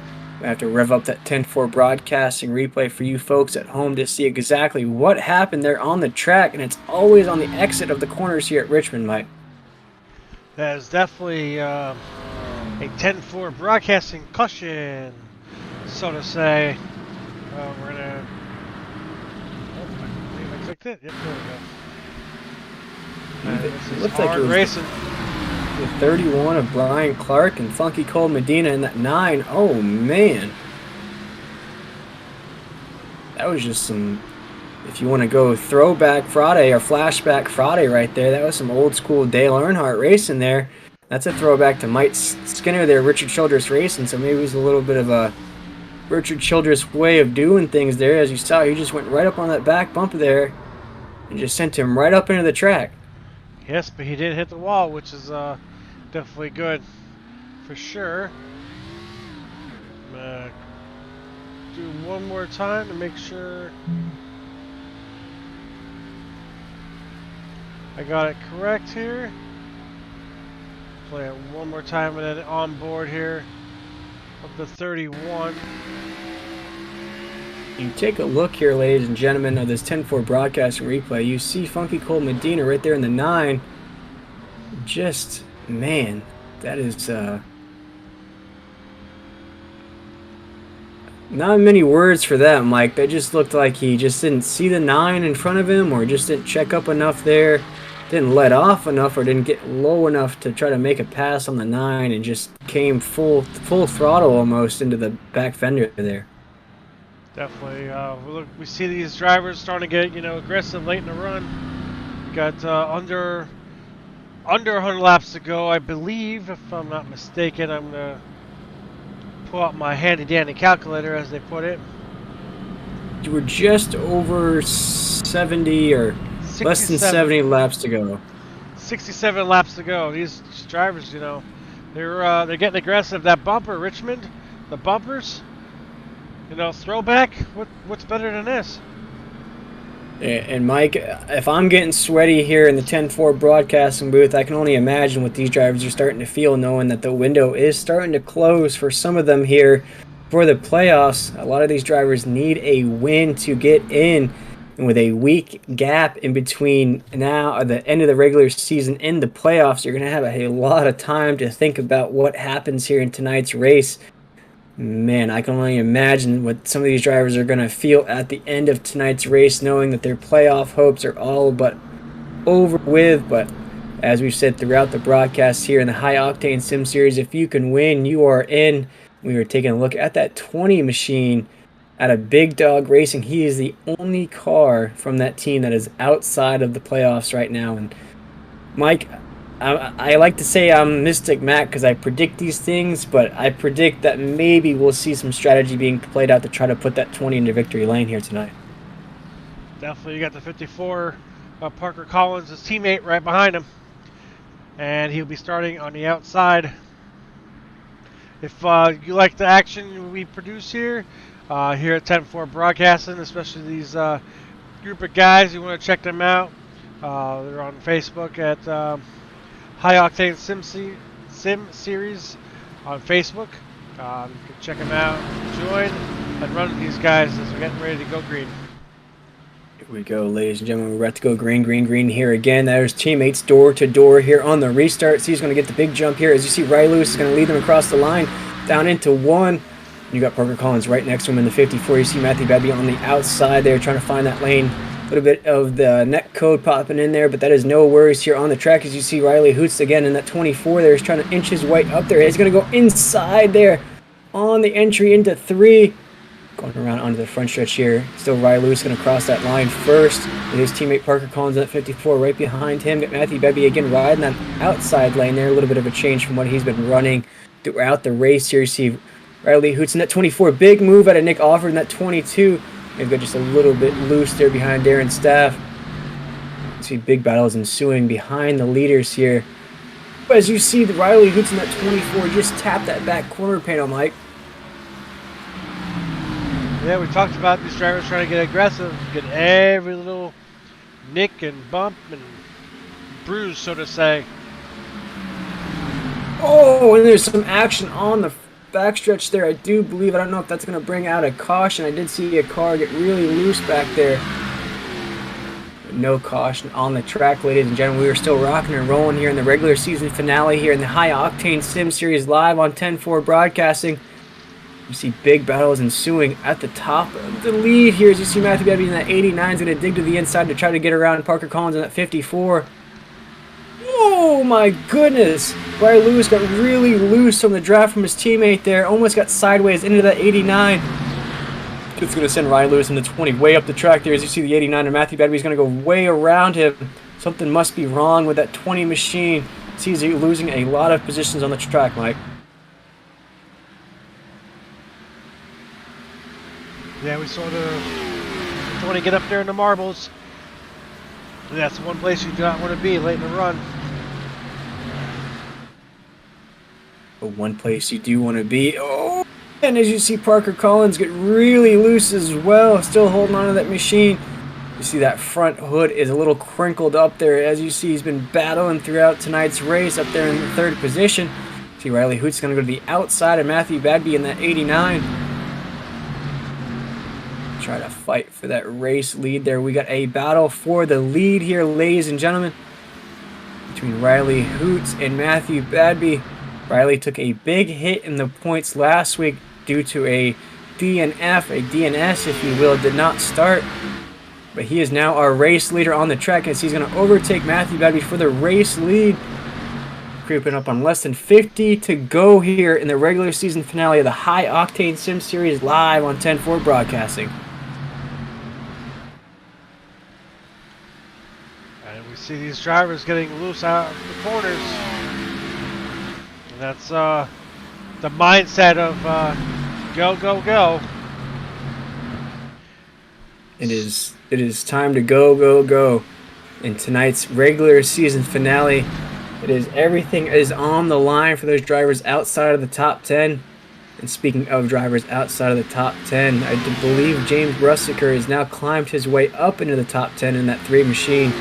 Man, look at that 20, man. That 20 lost 10 spots on the track, Mike. Wow, what a big momentum swing for Riley Lewis in that 20. He's now outside of the top 10, or just inside the top 10 behind James Brussiker in that 3. But if James can come away with a top 10, Mike, that might just all about do it. He might lock himself in here as we're going to jump back to the battle for the lead between Riley Hoots and Matthew Badby in the 89. Yes, and I believe Riley Hoots had said between him and the 89 are family. So I know Easter was last weekend, so I wonder what was said at the Easter table, so to say.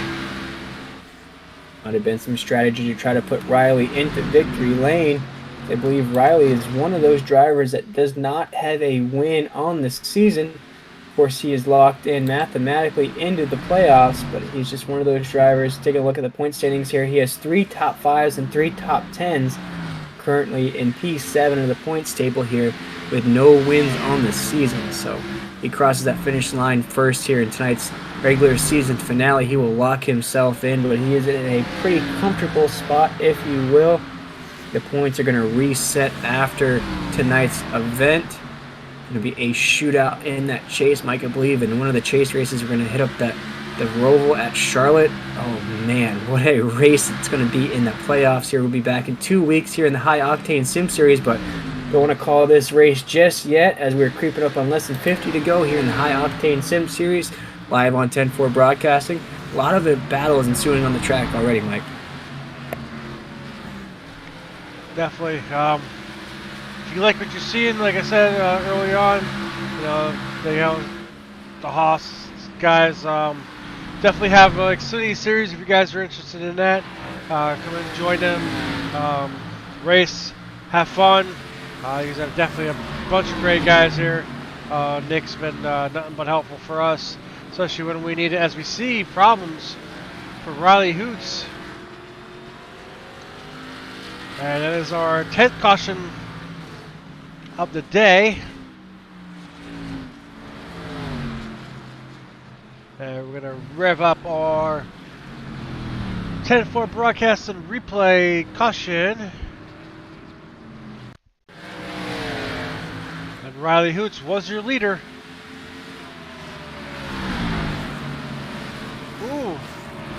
Ooh, man.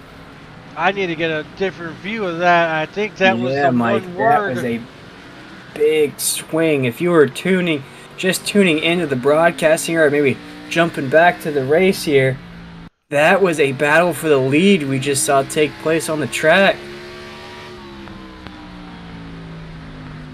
And we saw, oh man. I think it's a word that here at 10-4 Broadcasting does not like. No, I don't think that was the case, Mike. I think it may have been a little bit of a flashback between Tyler Reddick. What happened to him last week between him and Chase Briscoe? You saw the 89 go to the inside of the 24 there, and the 24 came down onto the track and just barely nudged that back corner panel, and that sent Riley right up into the wall. Man, as you see the chat saying that looked just like Kyle Busch and Dale Jr. in 2008. It really did. Gave me flashbacks of last week's finish at the dirt track at Bristol. As you see, the 89 just went to the inside, and I don't know if Riley just didn't know Matthew was there. As you see, he's just going to tap that back quarter panel. No net code there, ladies and gentlemen. That is a clean takeout, if you will. I don't know. I think from my point of view, that looked like a little bit of a net code. See, that 24 did drift down onto the 89. You saw the 89 come up a little bit to make that contact. This is to be on board. As you see, the 24 is coming down. 89 has that inside lane there, and it's just, I mean, that's racing for you there, ladies and gentlemen. If you clip the back fenders of any of these race cars, especially at a track like this where the boys have been slipping and sliding all night. You see the 89 if you look very closely, watch the front nose. It's going to dip just a tad bit. Right there.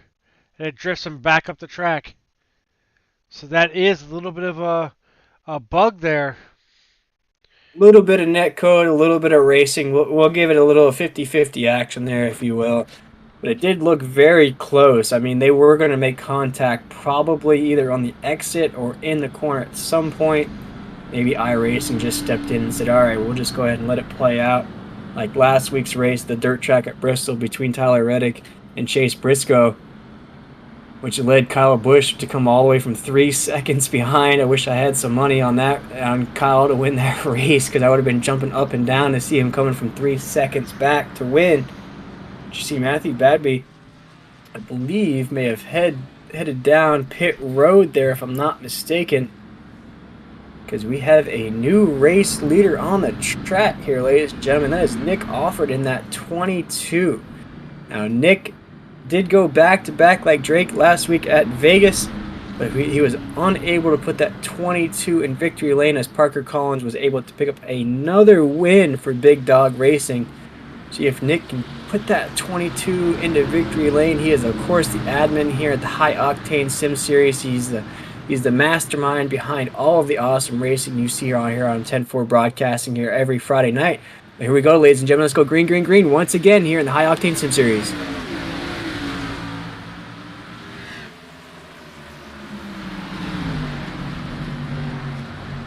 You see Nick get a big jump on that restart and lead them down the backstretch here.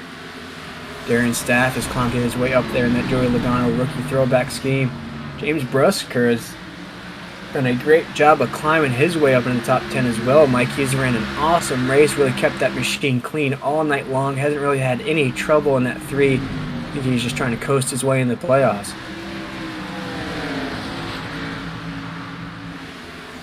As you see, 31 goes a little sideways off the corner. Ryan Clark in that 31. Jumping back up into the lead there. That's Nick Offord leading him around the track here, ladies and gentlemen. We're going to be less than 40 laps to go here in just a little bit here, but look at that paint scheme, Mike. That is an awesome throwback to the Wood Brothers there. My favorite part of that race car is those gold rims.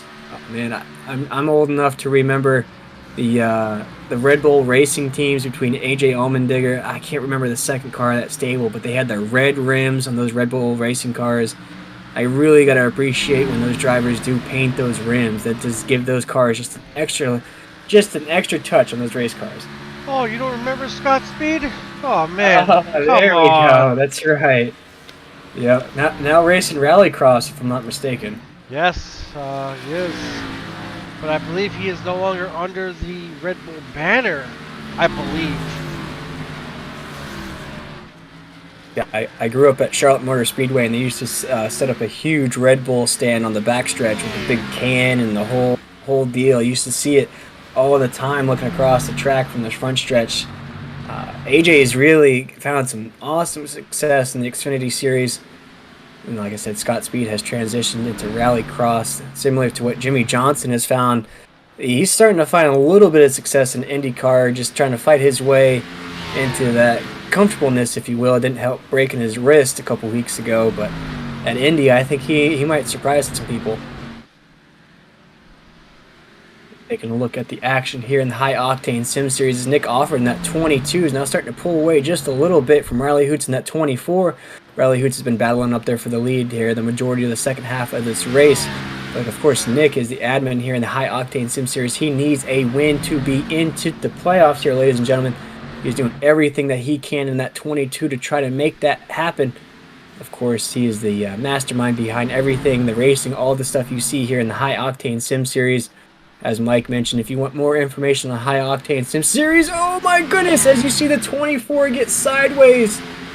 Oh my goodness, doesn't take out anybody behind him. Caution flag is not out yet, ladies and gentlemen, as this was a single car incident. As you see, that yellow light is now flashing on the track here at Richmond.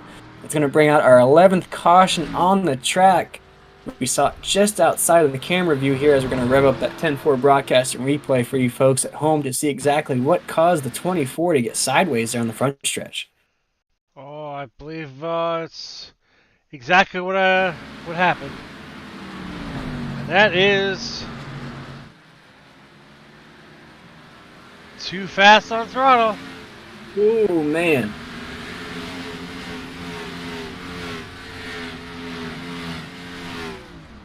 But hats off to Riley there in that 24, making sure he, once he did start to get loose, he was able to hit the brakes and just get that thing to the bottom of the track. As you see, man, I am just blown away from the wheel work there, keeping that thing locked in. I actually think it started way sooner. So we're going to back up just a tad bit. And we're going to go to the front nose. Right there. Yep. Came To, down just a little bit. Yep, clip the apron. But man, what a great job from Riley. What wheel work, if you will. That takes... it might look easy on your screen at home, ladies and gentlemen, but that is not easy at all to make that wheel lock all the way to the one side as you're sliding down the track. But hats off to Riley there. Not what he really wanted to happen, but hats off to him to making sure he doesn't take anybody else out here at tonight's event. And that doesn't mean his race is over here, ladies and gentlemen. He's going to be at the tail end of that pack once everything settles out, but still has an opportunity to finish pretty well. And as I mentioned, he is in a comfortable spot in the points table, if you will. Is currently coming into tonight's event. He was in P7, so not a lot of stress on his shoulders. He did want to finish well here in the regular season finale of the High Octane Sim Series, but I think he might have all but locked his way into the playoffs. We can't wait to see that 24 battle for the championship.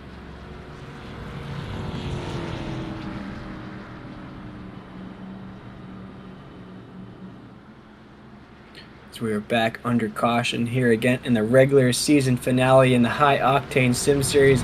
It's Nick Alford in that 22. He's now our race leader here.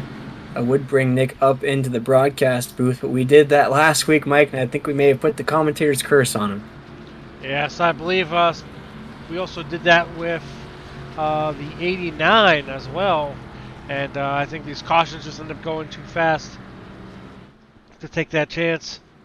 Indeed, I don't want to mess up his opportunity to lock himself into the playoffs here, but while we have this opportunity to do so, man, Mike, you did it to me just a short while ago. You threw that picture up onto the screen, made me super, super hungry. But folks, if you don't know about Captain Jack Smokehouse out there on Amelia Island, check out the picture on the screen right now. If you're listening to just the audio of the broadcast, you might want to flip it over. Just take a look at your screen. That is the food straight from Captain Jack Smokehouse there. That's Keith Fallen in that 09 machine. He's not on the track here tonight. But man, look at that food, Mike. I can tell you here in Florida, maybe I'm just not going on the right spots, but I have no barbecue around me that looks like that. That is quite the plate of food there. If you are local to Amelia Island, go check them out on Google, Facebook, see if they got DoorDash, they'll deliver it to you. Maybe even just put in a call to go pick it up, take it to go, take it home, watch the rest of this broadcast here on 10-4 Broadcasting. But Mike, man, you did it to me finding the picture of the food. I know that's evil for me too, because I'm definitely getting hungry. Oh man, you Guess got the what? sauce on the side. Oh. Here's the best thing though.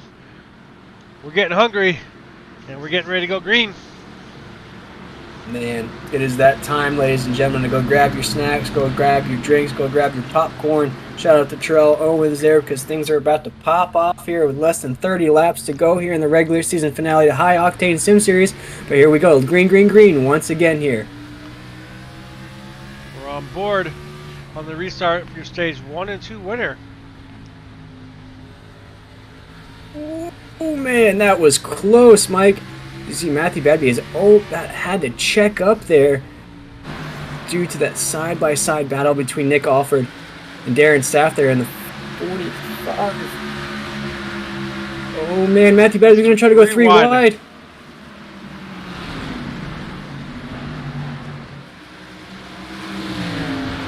Oh man, Mike, things are definitely heating up. Oh no, as you see it, more action on the backstretch there. I believe that's Alex Tolman again in that 23 on exit again, Mike. Man, what is it about the exit? Oh no, did that tangle up the 20 of Rye Lewis? I believe so, as we're going to take a 10-4 broadcasting replay of our caution. rub that up for you folks at home to see. Man, if that did tangle up the 20 of Rye Lewis, that is not going to be good news for the Big Dog Racing team. Just see what exactly plays out here on the screen. You see Alex Tolman's just going to get a little bump. I believe that was off of Riley Hoots there in the 24, who was racing in the back of the pack there, as you saw him get tangled up with Matthew Badby just a short while ago. You see it. Alex in that banged up, looking like a demolition derby race car there. Just tangled up with the 24 there, and unfortunately Rye Lewis, who was racing in the back of the pack there as well, just was the wrong place at the wrong time for that 20, and man, that is not good news for the rest of those boys at the Big Dog Racing team. Definitely not, but we got some people coming out of pits with Kelly Thomas. Matthew ended up pitting. Nick pitted, as we've seen there. James and Nick. Nope, just James was the one on pit road. Of course, Alex there, the caution. It came out in that 23 Root Insurance. I believe that's a throwback to Bubba Wallace. Can't say I'm a fan of him, but we all have our favorites and our drivers we don't like. He's trying, Mike. You gotta give him the credit. He's trying in that 2311 race car. I do. I believe, I think Alex can take that car to victory lane here before the season's up.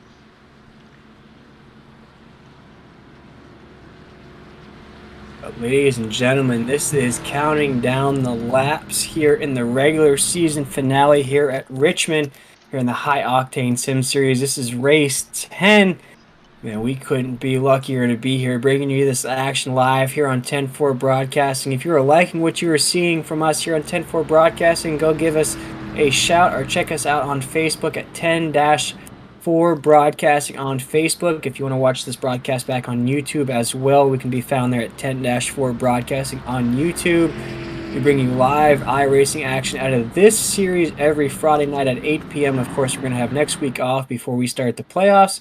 But if you want more iRacing action, we do bring you as much as we can here at 10-4 Broadcasting. We bring you live ARCA racing action on Saturday nights. That action is brought to you by Mitchell Adams and Patrick Morrison. They give you live action of the Powerhouse Racing League. That starts at 9 p.m. Eastern Standard Time. Then on Sunday nights, it is again me and Mike Maddox in the booth to bring you live action of the East Coast Modified Tour. That racing starts at 8 p.m. on Sunday nights if you like a little bit of open-wheeled action out of the Modifieds. And Mike, I am excited to announce that we have picked up another series here at 10-4 Broadcasting. We're going to be live on Tuesday nights, bringing you action out of the Virtual Racing Association. More modified action for you folks at home. We're not quite sure on a start time yet. We're still working things out there with that series, but we will be live on Tuesday night bringing you more iRacing action here for 10-4 Broadcasting. So if you want to follow us, if you want to like us, if you want to just keep updated on what we got going on here at 10-4 Broadcasting, go check us out on Facebook, YouTube, and Twitch.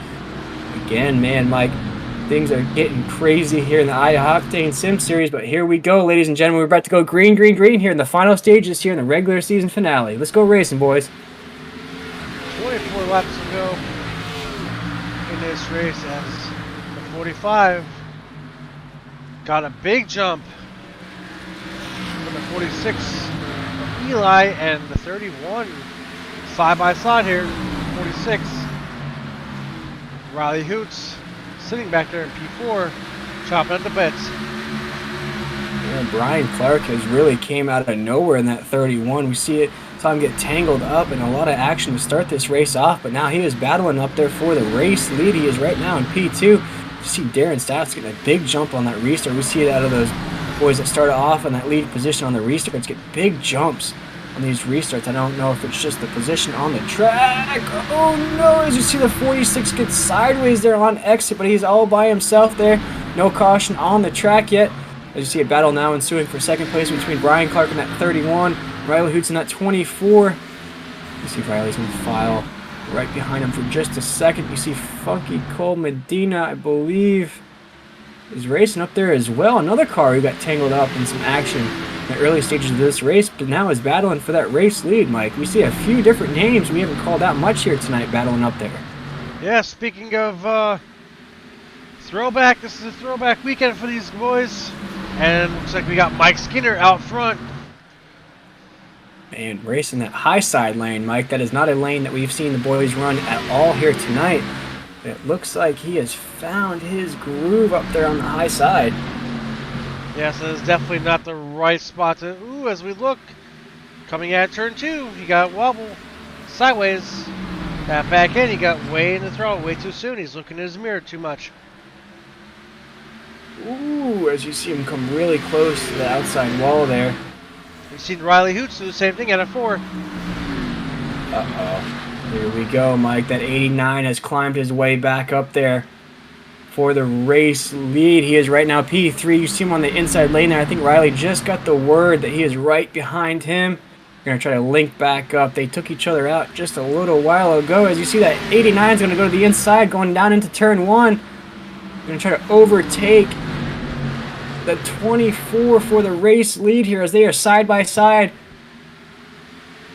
Yeah, we've seen a 31 run on the high side. That was definitely a bad decision by that 31, guys.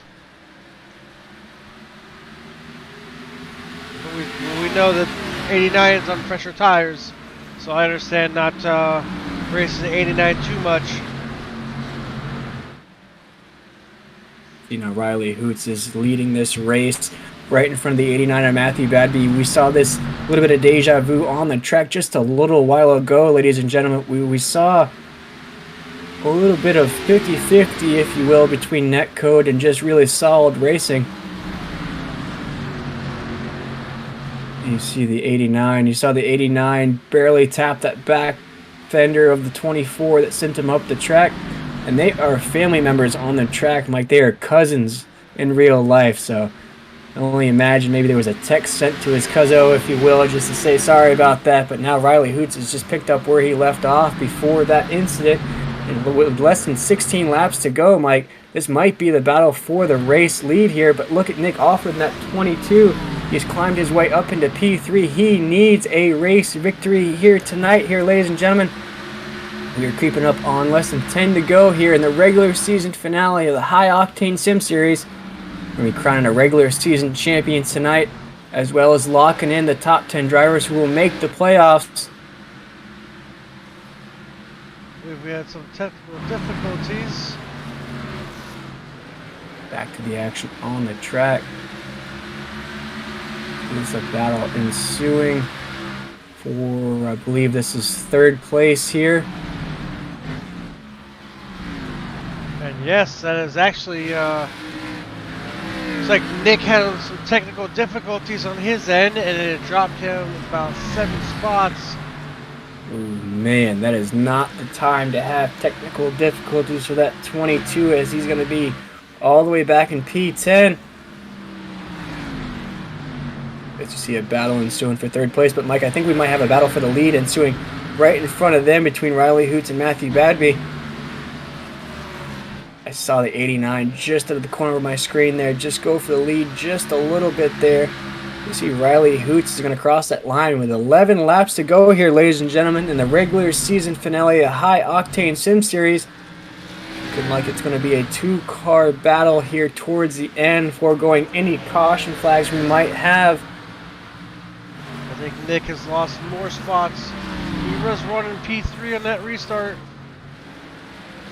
That's really 10 laps to unfortunate go, and you don't want to have internet connection problems, especially this late in the run, and you're so close to a victory. Yes, sir. I mean, that's really unfortunate for that 22. He needed a win to be in. As you see, Ryan Lewis in that 20 is another car who needs a win to get in, has climbed his way all the way back up from the tail end of this pack. Got himself into the top 5. But ladies and gentlemen, there is no points needed here in tonight's win. It's only race victories, as James Abrusiker has basically locked his way into that 10th spot. But if you get a victory, you're going to lock yourself into the playoffs as well, and the points will just fall as they may. As you see, that 20 is just trying to dig his way up there with less than 8 laps to go here in the regular season finale. Meanwhile, out front, still got Riley Hoots. Now starting to pull away for 89 and Matthew. And we have a As we- caution flag on the track. Yes, Mike, caution. oh my goodness. We're going to pull out a replay, and that, I believe, was the 23.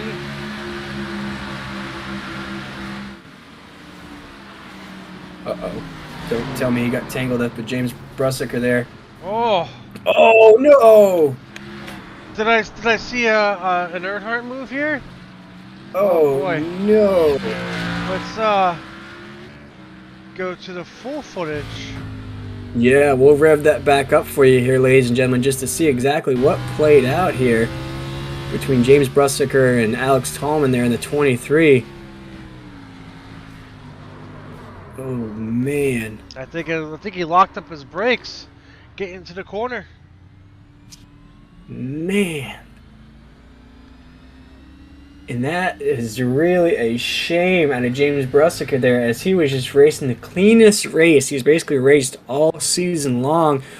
Definitely for us up here in the 10-4 broadcasting booth, he struggled at the road course a little bit. That's kind of had a bumpy road throughout the season here. Is just barely outside of the top 10 in points.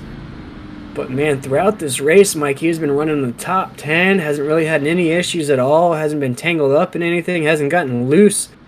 But man, with less than 10 laps to go, that's going to send him down pit road and outside of the top 10. And we'll see how these points fall. As you see, Nick Schell is now up to 4th.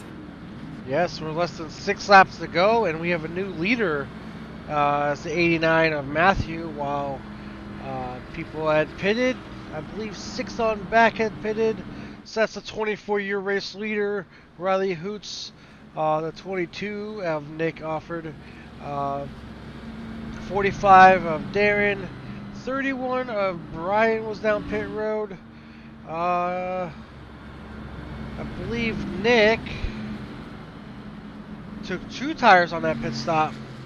This pit stop was about 9.1 seconds, so I believe that is 2 tires, possibly no fuel on that pit stop. And I believe that the 3 car of James Brussiker does have his fast repair, Mike, because as we mentioned, he had been racing the cleanest race we've seen out of that 3 car throughout the season, so I'm sure he had that fast repair still in his back pocket. You see him heading back down pit road here. Man, that might... I don't want to say it, Mike, but that may have done it for his playoffs hopes in that 3 machine. I don't know, it's...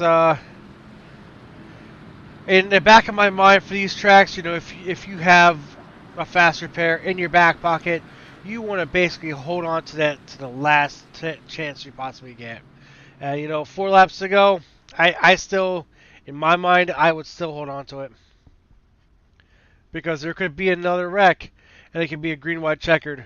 Which then, you pull that back card out and say, here you go, I'll take a new car off the trailer.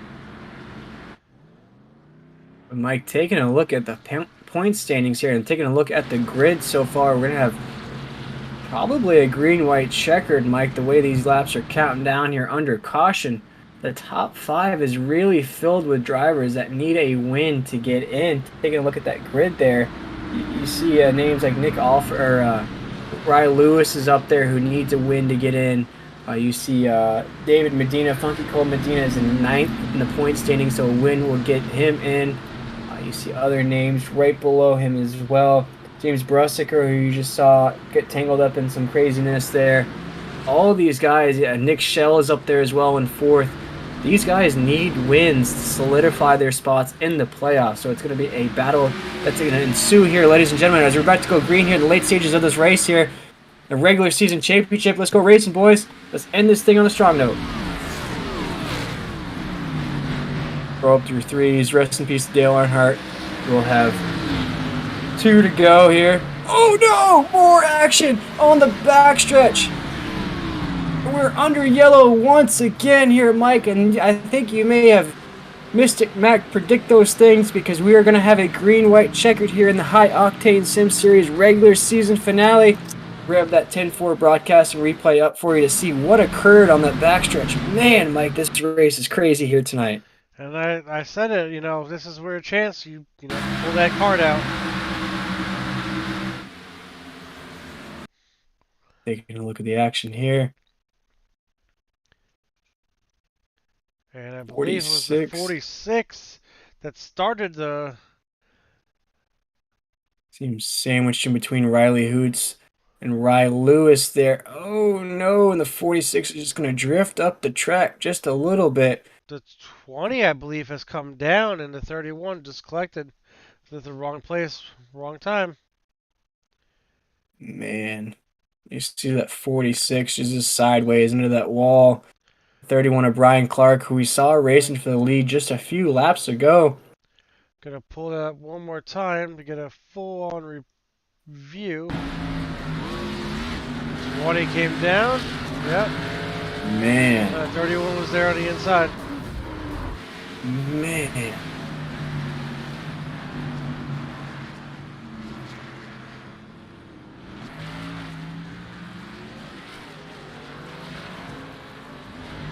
And that's the 46 at Eli Raposo that got tangled up in that, Mike. And that is, again, one of those drivers that is outside of the top 10.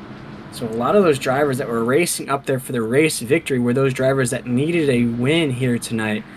Man, this race is crazy here tonight, Mike, but I couldn't expect anything less here in the regular season finale of the High Octane Sim Series.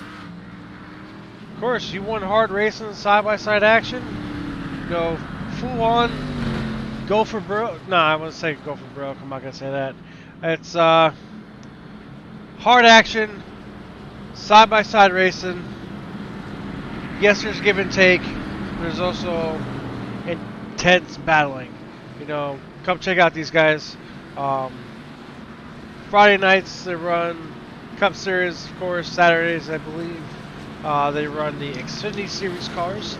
So it's definitely a good league to come check out and join and be a part of them.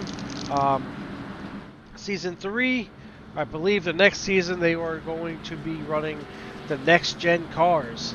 So we're definitely looking forward to hopefully putting that on for you guys. Yeah, go check them out on Discord if you want a little bit more information on next season. I believe the admin Nick Alfred is forming up that schedule.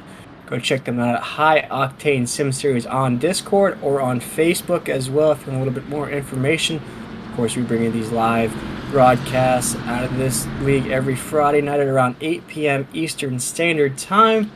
Every Friday night, Mike, but next week we're going to have off, and then it is playoff time for these boys, but there is still a lot to be said in this season finale. As you see, Matthew Badby is going to lead the way here with Funky Cold Medina in that 9, one of those drivers that doesn't have a race victory yet here in the series. Riley Hoots is going to be P3 to start things off, and then Rye Lewis in that 20. Man, he has just scrapped and clawed his way as a big dog would back up into that top 5, racing for that race victory. Has had everything happen to him tonight, Mike. He's been spun out, he's been taken out, he's dropped down to the tail end of the pack. I mean, everything you can imagine has happened to Rye Lewis in tonight's event. But he has scrapped his way back up here to compete for the race victory. But here we go, ladies and gentlemen. We are back racing here in the High Octane Sim Series. Big jump from Matthew Badby in the 89. Riley Hoots is going to follow in that 24. See, Riley Lewis is going to dig to the inside. Try to follow that 24 around the 89. They are side by side going down the backstretch.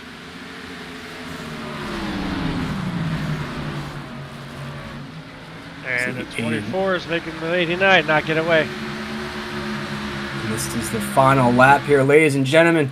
And you see Matthew Badby is going to go right down to the inside. Riley Hoots is going to follow on that 24. Funky Cold Medina in the 9's right behind him. See if Riley Hoots is going to try to go for the race lead here. And you do see him go to the inside. Going to battle the inside going around the final corner here. Oh, man, they're going to touch. They're going to touch. Oh, man, Matthew Badby is going to be our race winner here as you see the 24 get sideways on the front stretch. Man, what a finish, Mike. Oh, man, that's definitely exciting. For sure. Wow. I did not expect that to happen. What a final lap in the regular season finale of the High Octane Sim Series. We'll have to rev up that final lap again for you folks at home just so that you can get a final view of what happened there. You saw the 24 go up in the back fender of the 89, and the 89 just didn't go anywhere, Mike. He just stayed straight on the racetrack. But man, we almost gave me flashbacks again of Tyler Reddick and Chase Briscoe last week's Cup race.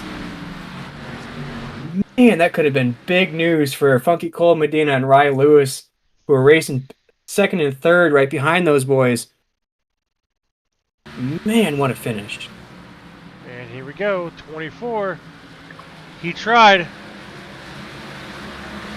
And the 89 saved it to come home and take that victory. Wow. The 45, I believe the 23 was also involved in it back there as well. But Mike, they were running door to door that majority of that final lap there, and I think Riley Hooch just found a hole. 23 to 51 Man. did collect. Ooh. What an ending in tonight's regular season finale. What a race. Wow. Had me jumping up and down here behind the microphone. But ladies and gentlemen, that is going to be Matthew Badby's 5th win of the season here in the High Octane Sim Series. Wow, Mike, I am at a loss for words here in the booth. Oh, man. What a finish it was here, ladies and gentlemen. We're going to take a look at those official results. It's going to be the big dog of the league, Matthew Badby, coming home with his 5th win of the season. David Medina, what a finish out of him, Mike. Is one of those drivers I think has solidified his spot into the championship now. Ryan Lewis, oh man, just unfortunately is probably going to finish outside of that final spot in the chase. Nick Alford as well, man. You got to feel for those two drivers. You're going to finish in the top 5 in tonight's event, but you're going to finish outside of the top 10 in points. Man, you got to feel for those guys. And then Alex Tallman's going to be in 4th position, I do believe. Darren Staff's in 5th. It's going to be our top 5 of tonight's event here. Alex Tallman's going to come home P6. Nick Schell, I'm going to go ahead and say he's locked himself into the final 10th spot, Mike, with a 7th place finish. Eli Raposa is going to finish P8. Riley Hoots is going to finish P9.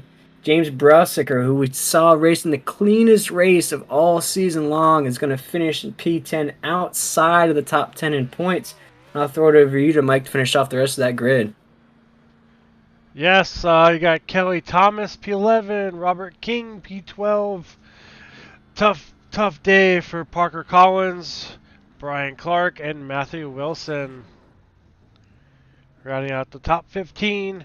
Again, if you were on earlier broadcast, Matthew was on here, telling everybody, how grateful he was for the support he's received through, you guys and his friends, the crew. If you guys want to, donate to the cause, I believe, put the picture back on the screen for you. There's news on our 10-4 Broadcasting Facebook page, as well as the H.O.S.S High Octane Sim Series Facebook page. You can check them out and donate to help the cause. Send Matthew a little greeting, notes, and from us here at 10-4 Broadcasting, we are definitely here for you if you ever need. You can always reach out to us. Man, and what a race it was here, Mike. We had an awesome guest host with us to start the broadcast of Matthew Wilson. Gave us awesome words of appreciation for everybody here in the High Octane Sim Series. But man, what a race it was here in the regular season finale. And I'm going to bring in one of those drivers who's going to finish just outside of the top 10 in points, and that's Ryan Lewis in that 20. Get him up here in the booth. Hey, Ryan, this is Mike and Will up here in the 10-4 broadcasting booth. You got a copy? Yeah. Hi. Man, we are sympathetic for you, man. You're going to come home P3, but I believe you're going to finish just outside of the top 10 in points. Kind of take us through that race, man. We saw you just scrapping and clawing your way throughout that race. We saw you drop all the way back to the tail end of the pack there, climb your way all the way back up. Kind of take us through how this race played out for you here tonight. Well, yeah, from the drop of the green, I just at the very beginning of the race, I struggled. I knew I would struggle. I was just wearing my tires down too much, and then I got collected in my teammates' mess, and had to come through that for the most part. And then when I had run out of tires and everything, and the 9 was in front of me, which wasn't my plan. I was hoping that Riley and Matthew would get together, but it wouldn't have mattered anyway because I was too far back at the end. Man, we actually saw Riley Hoots and Matthew Badby get tangled up there. I was having flashbacks of Tyler Reddick and Chase Briscoe of last week. Almost thought that you and David Medina were going to race to the line. But unfortunately, Matthew Badby just kept that thing just straight on exiting that corner there. Man, we saw your teammates working with you throughout the night. I know Parker Collins was up there trying to get you into victory lane. What's the mindset now heading into this week off and into the playoffs, knowing you're not in the playoffs, but you could still give your teammates a shot at the championship? Well, for the most part, getting any of them a championship. I just started. I mean, last week and this week were my first top fives I've ever had. So, um, just try to get a win for the most part, and or help one of them. Finish 1 through 4 every race, which isn't realistic, but.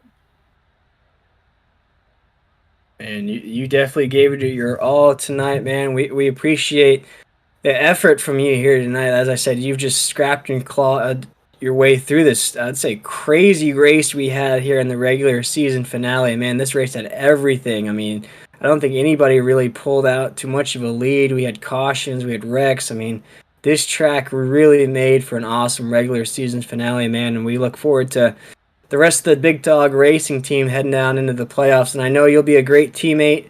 Maybe we'll see you in victory lane in one of those playoff races, but before we let you go here, man, in that podium finish, we do want to give you that opportunity to shout out anybody that you have watching here tonight or any of the sponsors that you wanted to mention. No, just my teammates and all at TDR. Um, I think that when the playoffs start, we have a chance to go 2 championships in a row with Parker, and Darren's been strong. He hasn't hit victory lane, but he's getting close.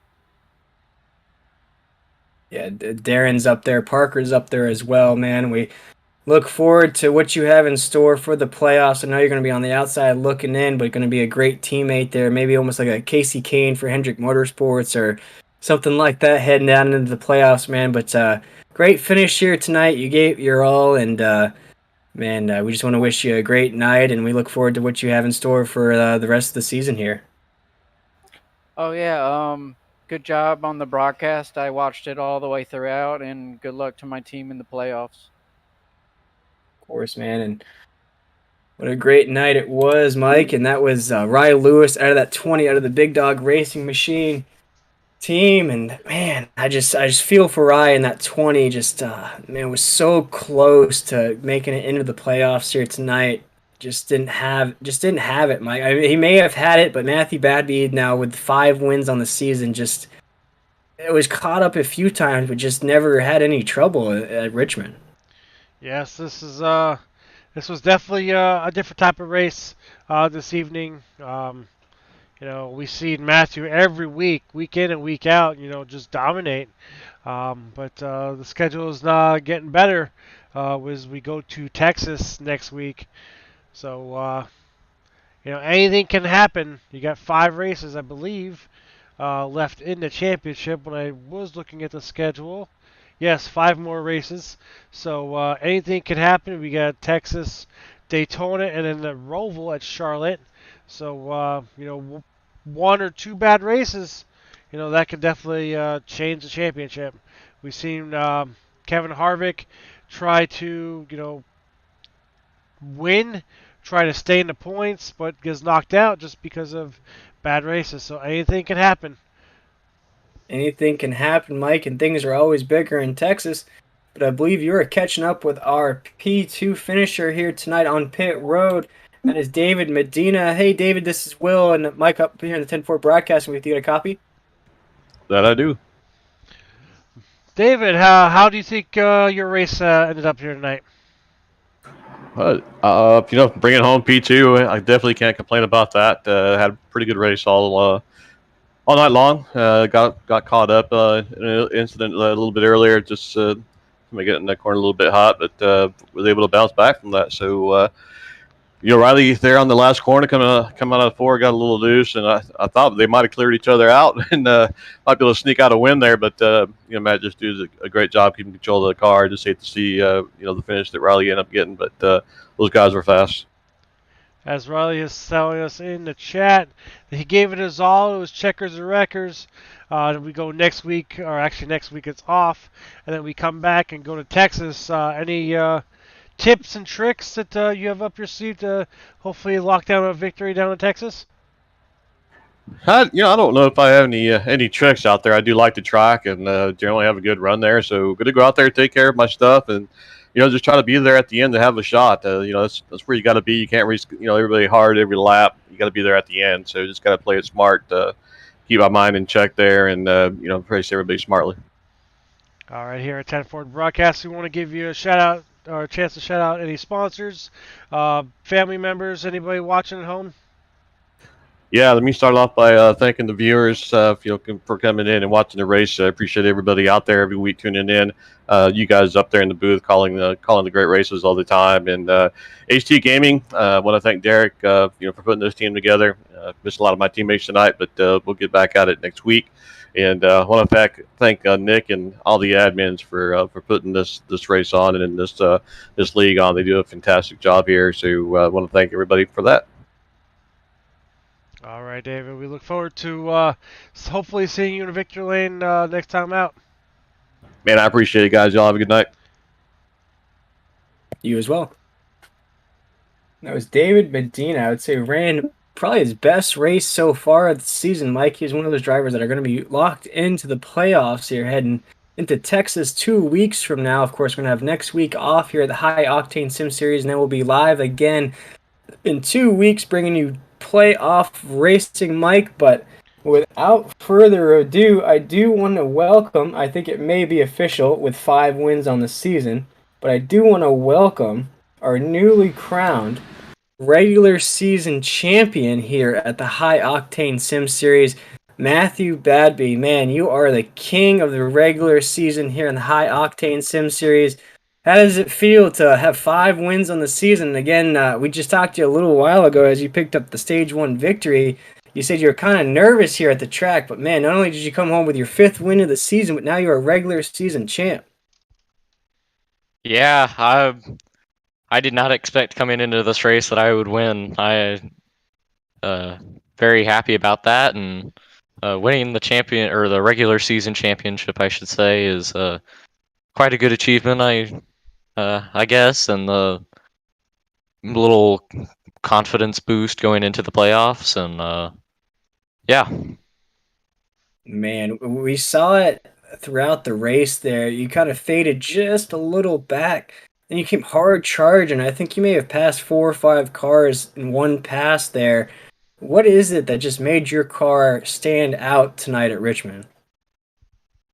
I really think that it was all in the feet. I think the people that aren't as good as throttle control and like balancing the brake a little bit, I think they didn't have as good of a race, and I think I really prevailed in that part of it, and being gentle on the brake and hard on the gas when I needed to, and I think it helped me out a little bit, and yeah.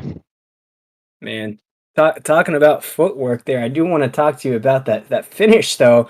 We saw almost like a deja vu incident between you and Riley, where Riley went up on your corner panel a little bit, and you both almost wrecked like Tyler Reddick and Chase Briscoe last week in the Cup Series race at the dirt track.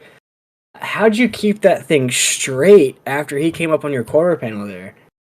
I honestly don't know. I pedaled that throttle as hard as I could and snapped the car back, and I was all good from there. Riley honestly said that he thought that I wrecked. So yeah, I was surprised I kept it straight and kept it going to get the win. Man, your fifth win of the season. You have practically, you and Parker Collins have practically dominated this series throughout so far in the regular season. I know you're going to go into the playoffs with just a little bit of confidence, if you will, with 5 wins on the season. But kind of take us through your mindset heading down now into playoff racing with a lot more on the line. Yeah, I definitely think that stage points are going to be more. Uh, People are going to be wanting them more, and I'm definitely going to play the car safe and not push it as hard, and hopefully I can go win more races. But definitely want to go out there and go get some stage wins and help the lead pull out a little bit more and go win the championship. And we hope so too, man. We're getting used to talking to you up here in the 10-4 broadcasting booth. Seems like every race that we do, it's either you or Parker Collins up here in Victory Lane. You just picked up the stage victories here as well. So a lot of chatting we're doing with you so far in this series. But Matthew, as our regular season champion, and of course heading into the playoffs as the points leader, 5 wins on the season, not only the regular season champ, but most wins in this series so far by 2 races. I think you got 2 races now on Parker Collins in that point standings. We do want to give you that opportunity to shout out any sponsors that you might have had on that race car here tonight, anybody that may have helped you achieve this regular season championship, anybody that you might have had watching here in the regular season finale. Yeah, shout out all the guys at KPM and Schaefer Enterprises, and I know I have some grandparents watching in Texas, I believe, right now. They watch our races all the time and love watching you guys. And thanks to my family and you guys for broadcasting these races. It really has made these races really enjoyable to race. Man, we couldn't have done it without you, especially you in particular for racing the way you have throughout the past couple of weeks. We saw you maybe have the worst race of your season last week at Vegas, but that's in the past as you just came out and dominated here at Richmond. What I'd say the hardest track so far in the season, the way things played out. But big congratulations from us here in the 10-4 broadcasting booth on your regular season championship. Man, not only did you win that regular season championship, you did it in style, picking up 5 wins in a 10 race regular season, man. So you won about half the races in the regular season, man. So big congratulations from us here in the 10-4 broadcasting booth, and we can't wait to see what you have in store for the boys 2 weeks from now at Texas. Thank you guys, and I'll see you at Texas. Oh man, we can't wait for it, Matthew. And you have a great night. Go celebrate a little bit. Not only did you get the race victory, but you're the regular season champ, my friend. Thank you, sir. Man, that was Matthew Badby, Mike.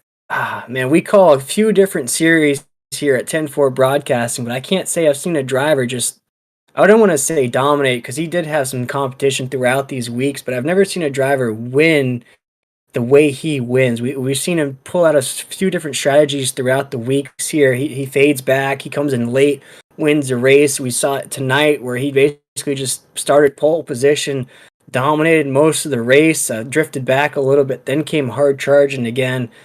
Man, throughout all these series that we call, he's got to be one of the most experienced or one of the best drivers I've seen so far. Yes, we've seen, since we came on board, he's been nothing but dominant, for sure. But just because you're dominant and you win all these races, one bad race could definitely cost you the championship for sure. Man, I don't really see it out of Matthew. We haven't seen him really have a bad race at all this season, other than Las Vegas last week. But he had all about wrapped everything up heading into this week at Richmond. But he didn't seem to give anything or take anything back or really relax at all. He wanted this race victory again here tonight. And with 5 wins heading into the playoffs, man, he's just going to be carrying a whole lot of confidence heading into those playoff races. Definitely, having that momentum for sure is definitely key. I believe there is an all-star race next week, so we'll see what happens if he will be coming out the victory during that race. Regular season champion, all-star race, and maybe season champion. Who knows? Could see what happens. Man. And for a driver that's fairly new, I believe, to this series, the High Octane Sim Series, this may be his rookie season here in the Cup Series. He's just shown his stuff, picking up half the race victories here. And like I said, did it in a few different ways, Mike. But going back to tonight's action, wow, is all I have to say. That this race tonight was just popping off from the very beginning. Oh man, we had everything. Not many strategies as we see play out. There wasn't many fuel strategies, not many tire strategies. Pit stops didn't really play any factor in tonight's race, but just the action that we saw on the track. We saw people fade back, come hard charging back. We saw Matthew Badby get tangled up with Riley Hoots, who climbed his way back up there. They just got spun out again on the final lap. So we saw these guys get tangled up, then climb their way back up there. But again, Matthew Badby is just a name that we mention a lot here at 10-4 Broadcasting because he's the name that just keeps popping up. He keeps winning stages, he keeps winning races. I mean, it's just a name that you folks at home have to keep an eye out for heading into the playoffs. But man, Mike, I don't know what else to say about tonight's race. Yeah, I think Matthew's like the Kyle Busch of the series, just always winning, always being there at the end. Um, but I think I'm not gonna put my tongue on it just yet, but I think uh, I think Matthew may not win a championship. To be honest with you, It's I don't want to it's jinx it, but anything is possible, especially with the last 5 races. it's gonna be tough. I mean, although picking up 5 wins in the regular season is very impressive, and being regular season champ, it's gonna be a lot of people coming for him now that top 10. We're waiting on confirmation. We'll post it as soon as Nick Alford posts it on Discord. We'll make sure to screenshot that and post it on 10-4 Broadcasting Facebook page for you folks at home to see who are the top 10 drivers that are be making it into the playoffs. But Mike, there's going to be a lot of big dogs, if you will, coming for Matthew Badby in that top position. I know Parker Collins tonight maybe not have raced his best race, but he came on really strong there to close out the regular season. We're going to have Bledsoe back racing with us in that 42 machine. Riley Hoots battled for the lead throughout tonight's race as well. A few names at the bottom of the table. David Medina is coming on really strong here towards the end of the season as well. Coming home P2, we saw him struggle just a little bit in the middle of the season there. It's a lot of names to keep an eye out for, but man, if I was a betting man, I would have to put just a little bit of money on Matthew heading into this championship. But as you mentioned throughout the broadcast, Mike, we've seen it with Kevin Harvick a few years ago, who had 9 race victories heading into the chase and actually got locked out of those final 4 spots, which opened the door for Chase Elliott to bring home his first championship. So anything can really happen down the stretch here, and a lot of difficult racetracks towards the end of the season here. I'm just going to jump over to the schedule to go ahead and read off those last few races there just to see what the boys have in store here in the Cup Series. In 2 weeks from now, we're going to pick back up in Texas. Man, Texas is one of those motor speedways, almost like a Charlotte. Not too familiar with Texas at all there, Mike, but I know it's going to be like an oval, like a Charlotte, so not like a short track that we've been racing. Then after that, go down to Florida or race at Daytona. We all know how Daytona plays out, and that anybody can really win at Daytona. Then after that, we go to the Charlotte Roval. Man, Mike, that thing's gonna shake things up. Yes, we've seen when these guys went to Daytona road course, it was definitely a different ballgame. Um, I believe But Darren is looking to come in for an interview, so we will try to get him in the broadcast booth here shortly. But yeah, the Rovals is definitely another ball game. I've ran for the past couple weeks. Oh, Darren's too tired. Oh, definitely understand that for sure. But the Roval is something that um, just in past experiences, the setup was always for me too loose. So then again, we can make changes. iRacing, I know, has something on the back of their sleeve, so to say. The PJ1 is lurking sometime, so that's could be a different ball game to all these setups for sure.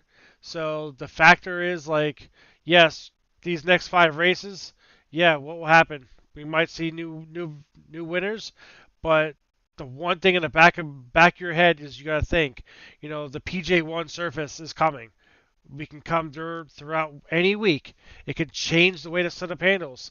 It could change the type of racing we get. So you just have to tune in and find out. And Mike, you know who picked up the victory at the last road course we ran? Yeah.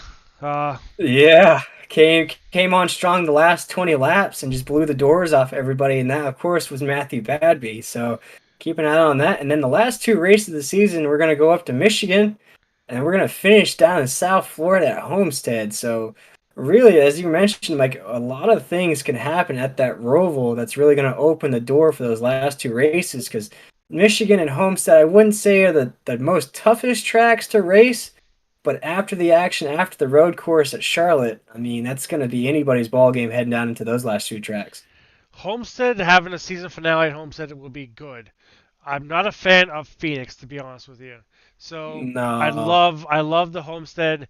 It just yes, it's just because I've seen it all the time. It was always Ford Championship weekend at Homestead. It was you only see the track once a year, so it's like okay, well you go there once. It's on Phoenix. You go there twice, so then okay, you can prepare for the second one. That to me, that's not right. So I think finishing Homestead, yes. Um, I'm very looking forward to that race as well as Texas. Texas, we see the ever since the repave, the type of racing has been definitely outstanding. Um, so look forward to that. I don't know where the All Star race is coming up next week. I'm not positive on that. We'll have to find out for sure as far as that. But stay tuned. Who knows? We might be here next week for the All Star race. Yeah, definitely check us out at 10-4 Broadcasting on Facebook for all those updates and information. Of course, we'll be live tomorrow night. It's going to be a different crew up here in the booth. It's going to be Patrick Morrison and Mitchell Adams bringing you live action of the Powerhouse Racing League. They had last week off due to Easter. They're back racing again, rocking those ARCA cars. Going to be live at 9 p.m. Eastern Standard Time. And you can catch me and Mike again up here in the booth on Sunday nights, bringing you action of the East Coast Modified Tour at 8 p.m. Eastern Standard Time on Sunday nights. And then we have a new series that we're going to start up on Tuesday nights. We'll get you that start time when things get finalized as well. But ladies and gentlemen, man, I'm going to have to go catch my breath. I'm going to have to go get a towel, wipe the sweat off my forehead because that was quite a race here. Man, action packed from the get go. We had 2 almost green white checkered to end things off here in tonight's event. But for everybody here at 10-4 Broadcasting, we again want to wish a big congratulations to not only Matthew Badby for being our regular season champion in tonight's event, picking up 5 wins on the season, but a big congratulations to Alan Bledsoe in that 42 for his new baby in this world. That is a huge deal. Can't wait to see that 42 car back on the track here while he takes care of business at home. Man, he must be having the time of his life. Such a magical moment to welcome a new baby into this world. But from all of us here at 10-4 Broadcast, we want to wish you all a great weekend. If you want to tune in for our race tomorrow night, go check us out on YouTube and Facebook. But again, man, what a race here tonight. Go check us out. We'll be back in 2 weeks here in the High Octane Sim Series, but we want to wish everybody a great weekend and a wonderful night.